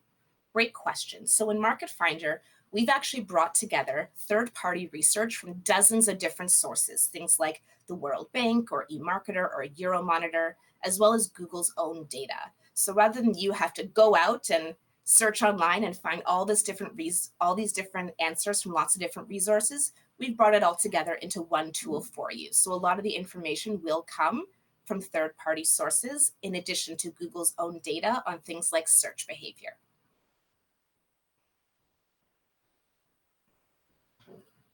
Great. So another question I've seen here from Paul is, as a small startup, what are your tips for using all of Google's products? I don't have a lot to spend on ads, but are there other things I can do for free? Absolutely. The number one piece of advice I give for all startups, whether you're looking to expand internationally or not, is to run Google Analytics on your site. Google Analytics is completely free, and it helps you understand how people are coming to your website, their on-site behavior, their demographics and affinities. It helps you really understand who your customers are. And by understanding that, you can then determine how to serve them better. And actually, Sync.com, who we used as an example through this demo, they found through their Google Analytics that they were actually getting a lot of visitors to their website from the US and from Europe. And so based on that, they knew that they could expand to those markets because they already had a built-in base of people searching for them and coming to their website there. So that's just one tool that you can use for free from Google. Another is, of course, Market Finder. The entire tool is completely free to use. And then a third I want to highlight is Google Trends, which you can access at trends.google.com. And that's a great way to understand how people are searching around the world and how that changes over time.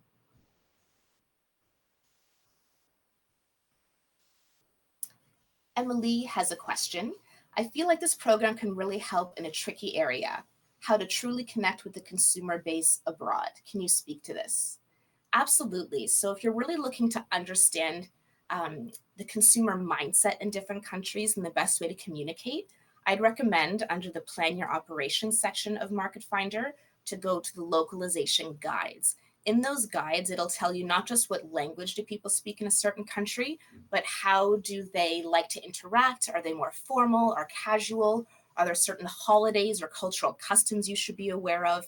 So this is a really great place to start to understand different cultural mindsets and consumer behaviors in different countries so that you can really be sensitive to that and customize your communication strategy as you expand to new markets.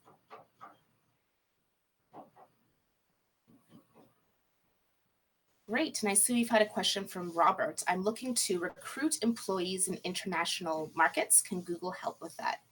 Absolutely. So one of the sections on Market Finder in the Plan Your Operations section is all about talent recruitment. So you'll find lots of different guides and resources there to help you understand how you can find new employees in new markets. You know, because of the internet, as we're all seeing from this digital event, it's possible to expand to new markets and grow your business without being on the ground. But in certain instances, of course, you might find it helpful to have people who are local to that market who can really help you achieve that product market fit and reach out to local consumers. So if you'd like help doing that, there are resources and guides on Market Finder that can help you achieve that.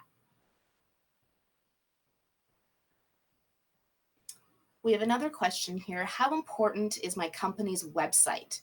Should I outsource this?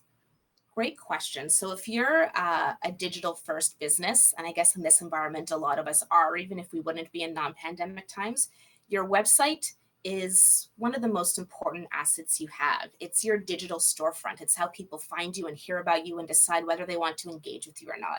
So I would say your website is definitely extremely important. You can build your website by yourself, but as I've mentioned before, there are so many great resources out there to help you launch a website that there's no need for you to know any code in order to do so. Shopify is one example of a Canadian company that can help you launch a website, but there are dozens of other platforms out there that can help you launch a website in 5 minutes flat. So I highly recommend leveraging one of those. It's great to have control over your site so you can edit it as needed, but definitely make sure you have a site that clearly tells your target consumer who you are, what you can do, and the part that people forget about sometimes, how they can contact you and reach out to you to use your products and services. Great, I see a question here from Martin. Hello, Jill, hope you are well. I am, thank you very much. Do you think a website is absolutely vital in 2020? Can I still use Market Finder with that one? So yes, as I just mentioned, as you were typing, a website, I believe, is absolutely vital in 2020. A website or an app, depending on your product, because again, especially in an era where, depending where you're located, physical locations are closed, or even if they are open, people may not feel comfortable or may not be healthy enough to go to them. The website is the number one way people are going to learn about your business. But yes, you can still use Market Finder without a website. When we first started the demo, I showed you how I typed sync.com and then it detected the categories, but you can actually do that yourself. If you don't have a website, just start typing in the categories that are most relevant for your business. So for example, if your business is selling shoes and you don't have a website yet, you can just start typing shoes, select that category, and then go through all of Market Finder, learning insights about the shoes category on Google. Thanks for your question, Martin.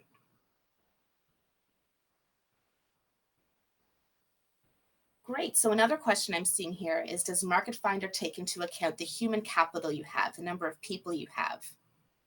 And the question is, no, not necessarily. Market Finder is really showing you the customer perspective and where the opportunities lie. So in that first section, finding opportunities, it's not as much about your business, it's more about your industry and where the best opportunities may lie for your industry. In the next part, for plan your operations, it shows you how you can plan your logistics or payments without regard to resources currently available to you. So you can do all of those things, whether you're the sole operator or whether you have a whole team to help you. And as mentioned earlier, there is a section in there that can help you hire staff if that's what you're looking to do. We have a question from Chloe. How does Google Market Finder pull this information? Thanks for your question, Chloe. So this information comes from two main buckets. The first is from Google's own proprietary search data, and this is anonymized private data from across the world that aggregates the kinds of things that people are searching for at a macro level. So you can understand how demand is changing over time based on what people are searching for. So that's Google's own data, which we make privacy safe and then externally available to people like you to understand how you can use it to grow your business. The second bucket is third-party data. And so this data comes from other companies that are experts in their fields, and they've allowed us to use their data on Market Finder. One example is a company called WorldPay. They are an expert in payments. And so the data that you see on Market Finder about what payment options are preferred in different markets, that comes from WorldPay. And so we've worked with dozens of third-party providers like that to bring their unique data into our tool, to put it next to Google's own data, and then provide it to entrepreneurs like you free of charge to be able to grow your business. Thank you for your question, Chloe.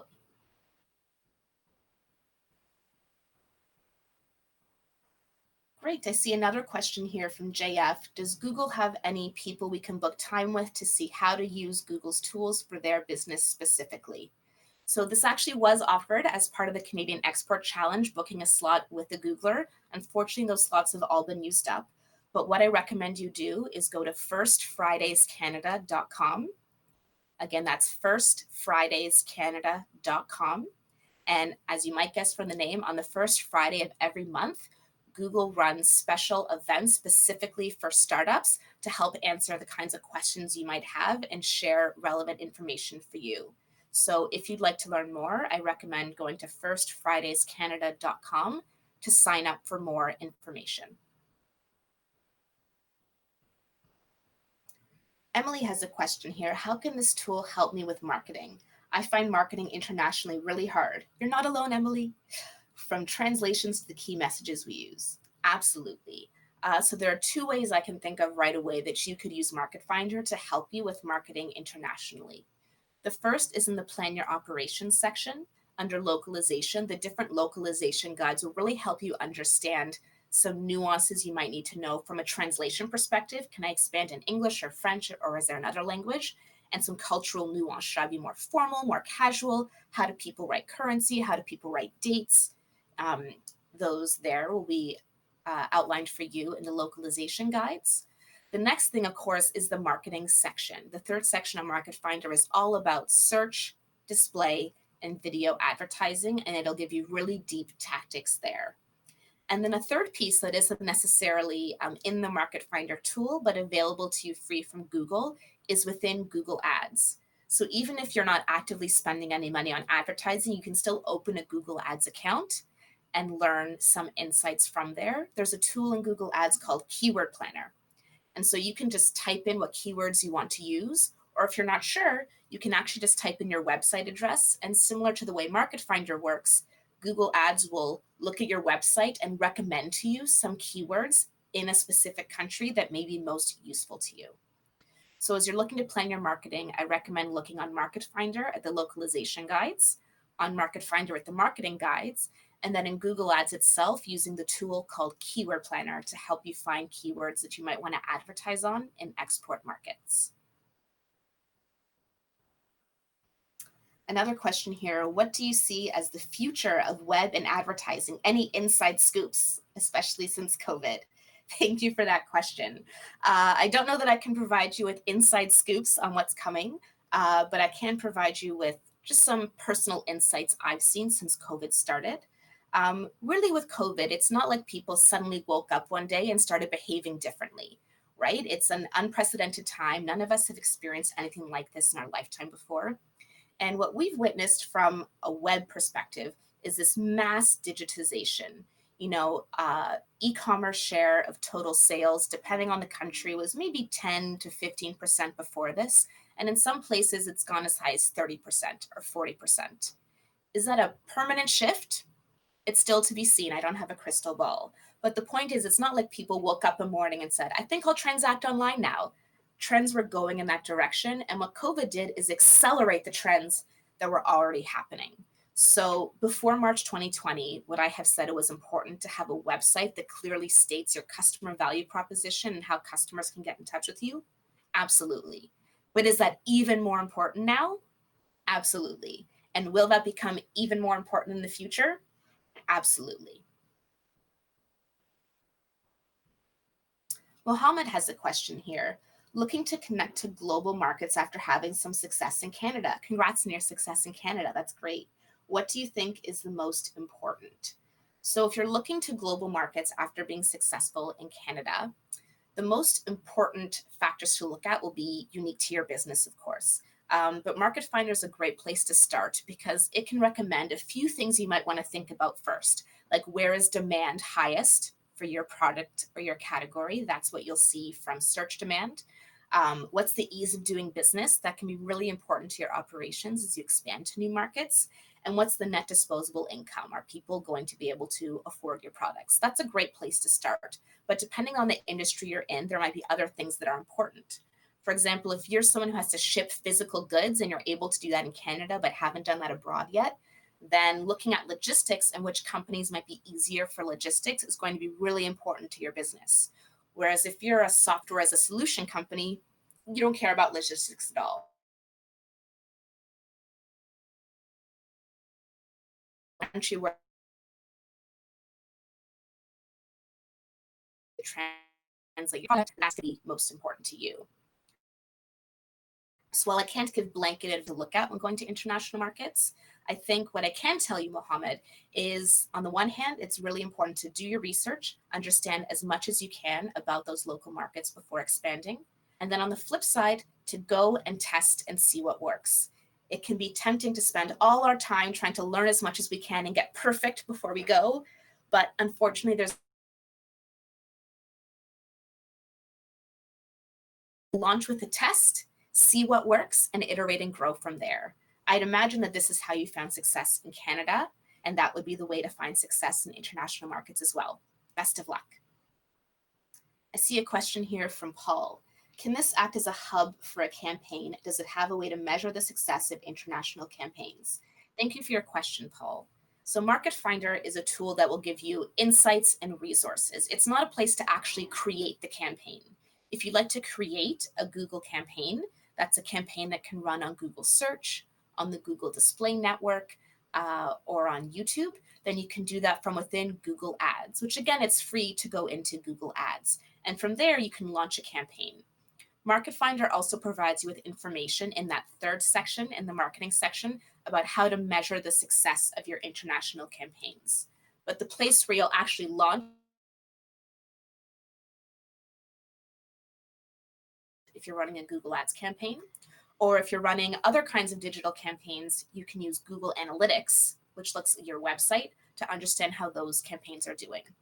And Paul, you mentioned measuring success, and I'm glad you brought that up. It's important to understand before your campaign launches how you're going to measure success so that you have something to measure against once you do launch. Thank you so much, everyone, for joining me today in the Google Growth Lounge. Happy exporting.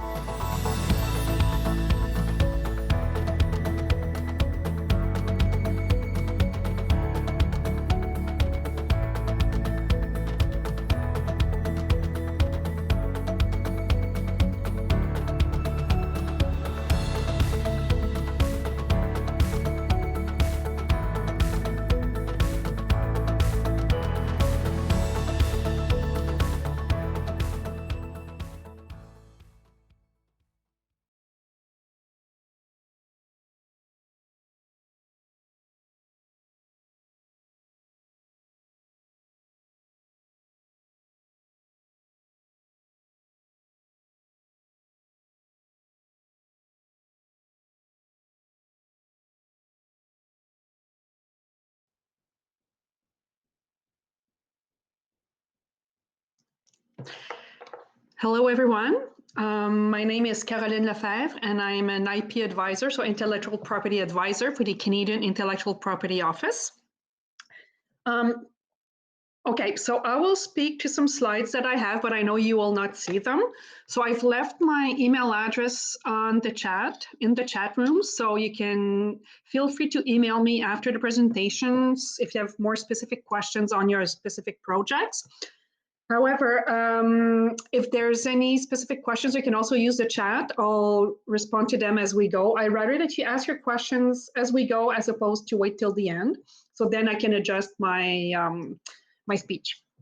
So today's topic is IP protection abroad. So intellectual property protection abroad, leveraging IP in new markets. First,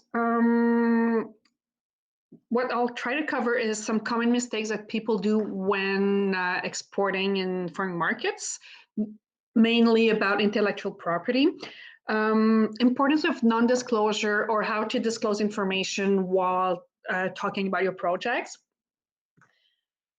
Learn about IP in your specific targeted countries, because IP may vary in terms of land, cost, and etc. in different countries. And how you enforce your IP rights abroad. First, I want to say that CIPO, the Canadian Intellectual Property Office, is a special operating agency from the federal government when we are under the umbrella of innovation, science, and economic development. Our main mandate is clearly to grant IP in Canada, so from foreign applicants or Canadian applicants. So we grant patents, trademarks, copyrights, industrial designs. So I'll briefly explain those IP rights before we jump on how to protect IP abroad. My mandate, there's part of a team where we do education and awareness and raise awareness. So we make presentations, we have one-on-one meetings with clients so we can explain what is IP, how to properly protect, and what type may be better for you in your specific projects. So first, before we go about protecting IP abroad, I'll just briefly go through the different types of IP that I've just mentioned. So a patent will protect a functionality, a technology, and it will protect you in specific countries where you apply. So it's national protection. And an invention to be protected by patent must be new to the world or an improvement on something that exists, must be useful, and must be ingenious. So that's a patent. A trademark is anything that's the logo, a name, a slogan, a shape, a color, a taste that differentiates your product or service from what exists on the market. So think of a slogan like "Just Do It" from Nike, or a brand like Shopify, etc. So those are all trademarks. And a trademark in Canada will protect you for 10 years, but it's renewable as much as you want, as long as you use the product or the service that's associated with your mark. An industrial design is all about a shape of a product, and it has to be new and original, and it'll protect you for up to 15 years in Canada. And it's, again, the main thing between a patent and an industrial design is patent protects a functionality, industrial design protects a visual aspect. And it's up to 15 years in Canada. And again, it's national protection. Copyright will protect any original work, from a fiction book, a business plan, computer code, sculpture, photography, choreography, etc. And it's life of the author plus 50 years. And it's the only IP right that the protection covers you for 156 countries, okay? Last but not least, the trade secret, which is not protected formally with an IP office, but it protects any confidential information that must remain secret, like a recipe, a process, an expertise.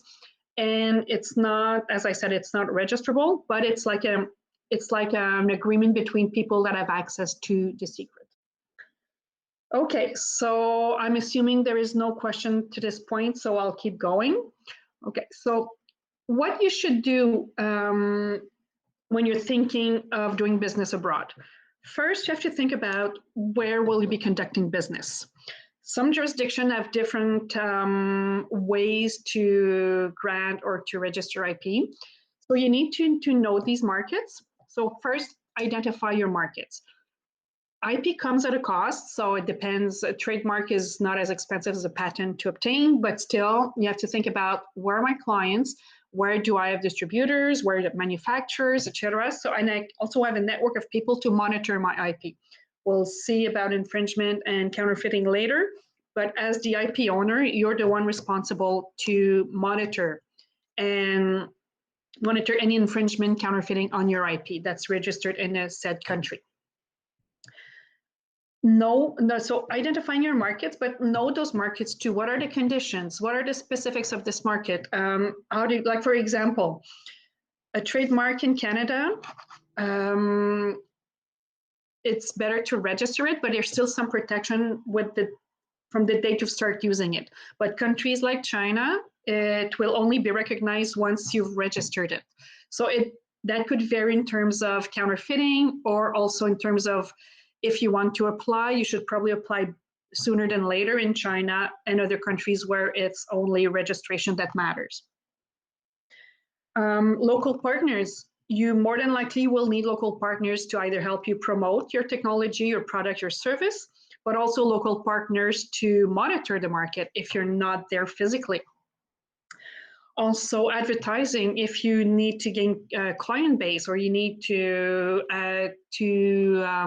want to launch a new product, a new service on markets, you need to do advertisement. Know how to do it, know the culture of the country. And again, you have to know the IP landscape. Who are your competitors? Is there room for you, or what exists so you need to improve on it? So all those things you need to know before you export and you enter those markets. As I've mentioned before, Canadian patents, trademarks, industrial design will not give you protection abroad. So you need, again, to identify your countries, be strategic. So only get protection in those countries that matter to you and where you have a network of people to work with you and monitor that IP. And it's a question that we get a lot, is how to minimize the risk of disclosure, because as a business person, as an inventor, as an innovator, you need to find potential partners, collaborators. So you need to provide some information on your product, but you want to make sure that you don't disclose any crucial information, so that those people that you speak with will turn around and file for patent protection before you do, for example. Patent protection is granted on the first to file basis, not the first to invent. So there's a risk. So key word here is, if you're approaching potential investors, potential partners, just disclose just enough to raise their interest, but without disclosing how it works, how it's being built. So let's say I've invented, let's say a new cream for the face, but that will help prevent my skin from aging. Don't mention the ingredients, don't mention anything. Just say, this is what I've invented. Are you interested in partnering? So you'll get their interest, but you will not have to reveal too much information. So you're still kind of protected and you're safe. Going any further, minimize disclosure. That's the key word. Again, and I've left my email address on the chat. At CIPO, we do offer guidelines and guides and training sessions on specific countries. So if one of them is of interest to you, some of them we can chat on offline, and we can discuss different ways to protect your IP in other countries. Okay, one of the main thing also is, especially when it comes to patents, it's very complex and it's a very lengthy process. And same for trademark, especially if you're going into multiple countries, it's highly recommended that you contact an IP professional, like an IP agent, either patent agent or trademark agent. We do have a list of registered agents in Canada on the CIPO website. And those people are trained, but also they are highly qualified to help you, assist you in getting your IP granted, not only in Canada, but in other countries, because specifically some countries may vary from one to the other when it comes to specific regulations on trademarks or on patents.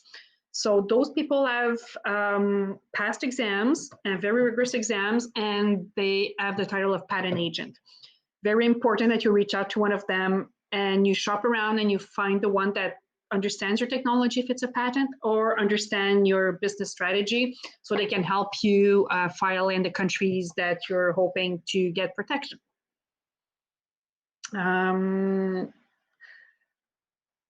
Going back to what I've said before, IP is a national protection, but thankfully we do have international mechanism where instead of filing in each of the countries separately, we have international treaties that we've ratified. A patent, if you want to file in more than 3 countries, you can go through what we call the Patent Cooperation Treaty, where we have access to, if I recall, it's over 145 countries, where you can decide on where you want to file, identify them, and then you file nationally at the end. But ultimately, it helps you, gives you access, a broad access to those 145 countries and plus. As for trademarks, it's called the Madrid Protocol. And again, it gives you access to around 145 countries. It depends on as countries ratify them. But again, it's you apply, and it's in Geneva, and you identify those countries where you want to apply for trademark protection, and then the application goes to all these countries.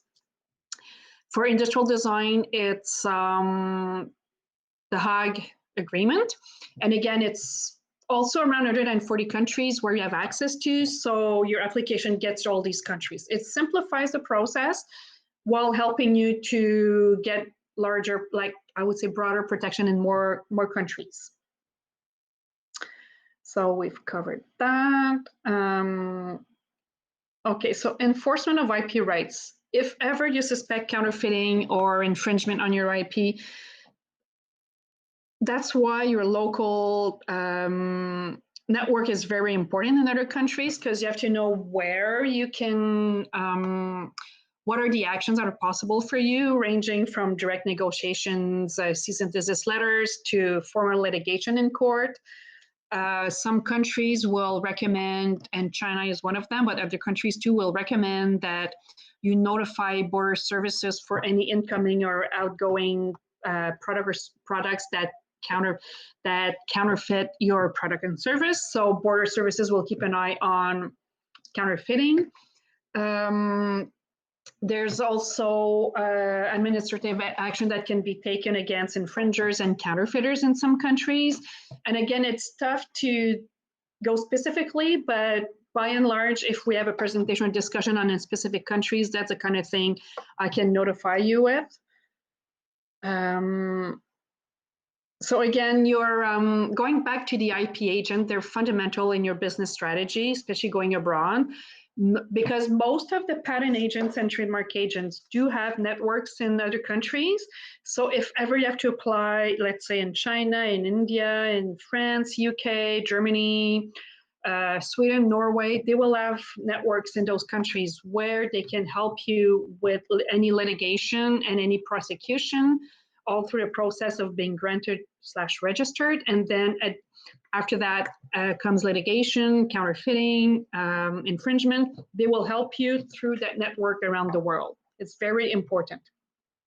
So as I said, we do hold a list of registered IP agents, and they will become your main contact.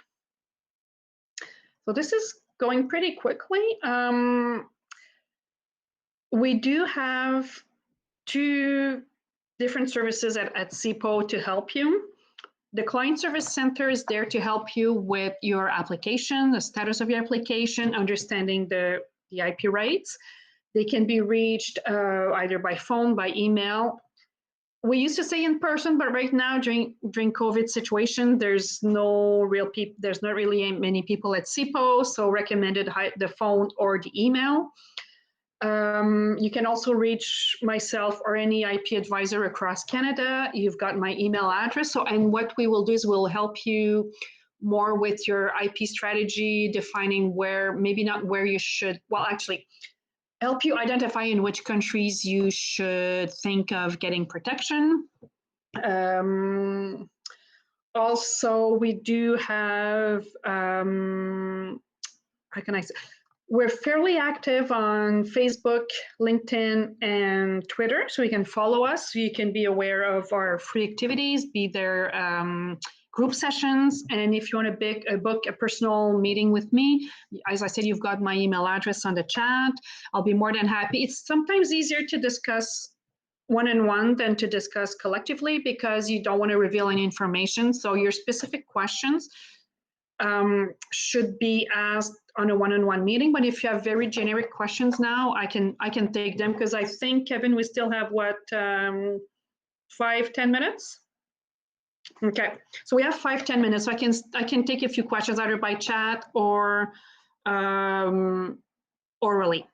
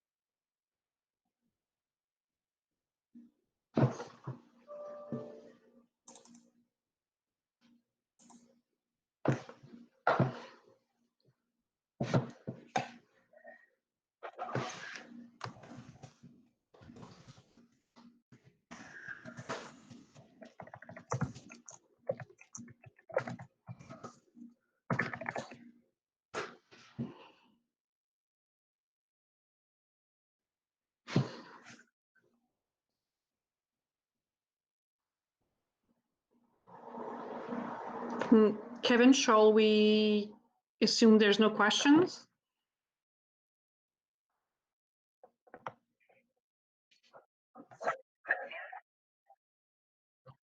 Yes, I do. Oh, are they coming there? Okay. Oh, I see them. Okay. Oh, I see. Okay, perfect. I'll start with, okay. How important is it to patent my product? Well, it depends. It's important in order to get that exclusivity and to decide on, like, to protect the markets, but it is always important, and it depends on where you want to get your patent. But yes, it's always important to get protection, because otherwise anybody can use it, sell it, and manufacture it. There's a question how to register a copyright. It's on CIPO's website, and it's a very simple mechanism that's the easiest when it comes to IP protection. You just give the name of the work, and you don't even submit a copy of the work. So, and then a few days later, you get a certificate. How do I know if I have intellectual property? What does that? Intellectual property is what I've covered. So it's either a new technology, a new name, a new product, a new computer code, a slogan, a shape. And so that's something that differs from what exists on the market, and you want to get protection on it. Is it possible to unintentionally infringe upon a copyright? I would say unintentionally, I'm kind of reluctant to use that word, but whenever you use someone else's work without recognizing their contribution, or you're just copying their work, that's infringement. So how can it be avoided? Well, just don't copy any work. And if you're using someone else's quotes, well, mention the source of the document. What happens if my company name is the same as someone else's? Should I change it? Well, a company name could be the same as long as it's not confusing with what exists on the market. For example, there's 3 McDonald's in Canada. There's the restaurant, a cigarette, and a lawyer's cabinet, because there's no confusion between the 3 services. But if it's the same or very similar field of activity, I would recommend that someone has a different name so that you don't confuse people. So IP, I've answered that one, but IP refers to trademarks, patents, industrial designs, copyrights. Does IP include trademark protection? Absolutely. So I've mentioned this. So it could be a logo, a slogan, a name, a shape, scent, color now. Okay, so Mohammed, I have a piece of patent. I have a patent on a piece of exercise equipment, which I intend to further innovate upon immediately. I am creating an innovative attachment which will increase the functionality of the original product. The attachment, however, is redundant without the original product. Is it still advisable to pursue patent on said attachment? That's bordering legal advice, I'm sorry. So we would have to dig further. I would recommend, Mohammed, if you're still on the line, that you reach out to me by email and we can discuss that a bit further, but it depends, unfortunately. Chloe, what kind of cost approximately would be looking at for filing a national versus international patent? Okay, a patent with the fees of the patent agent will cost you 10 to 15,000 per country. So it depends on the number of countries you have. Whoops, Robert, how do I know if I need to contact an IP lawyer? It's recommended that you do. Depends on the complexity of your application. Some people will decide to file on their own and to just go through the system on their own without any assistance. So it's not a matter of if you need to, it's how you feel like it. It's possible, it's just more complex, especially when it comes to patents. Martin, can you take legal action against an employee who revealed a trade secret? Yes, you can. However, the issue is you're suing an individual, so more than likely, the damages that have been done will be much more higher than any compensation you can get. So that's the problem. So it's important that your employees sign a non-disclosure agreement when they join the company, but also when they leave the company. From Phil, hello, Carolyn. Are joint ventures a good way to break into a larger market and expand? Yes, absolutely, because the more partners, it's easier and the cost would be divided between all the partners. So yes, it's a good way. I mean, it's a good way. It's not the only way, but it's a good way to break into larger markets and expand. But you have to find the right partners to join that, my God, I'm losing my words here, but you have to find the right partners to better help you in this adventure. Any other questions? I'll go back to the chat. Okay, so any other questions? Okay, sounds good. So as I said, I've left you my email address. I sometimes prefer to discuss specifics in a one-on-one meeting, so we don't disclose any information. So you're more than welcome to join me, to reach out to me, and we can set meetings as it's convenient for you. So thank you so much, everyone, for listening to my presentation. It was a very broad overview of IP and protection abroad. So as I say, I'd rather speak on a specific basis.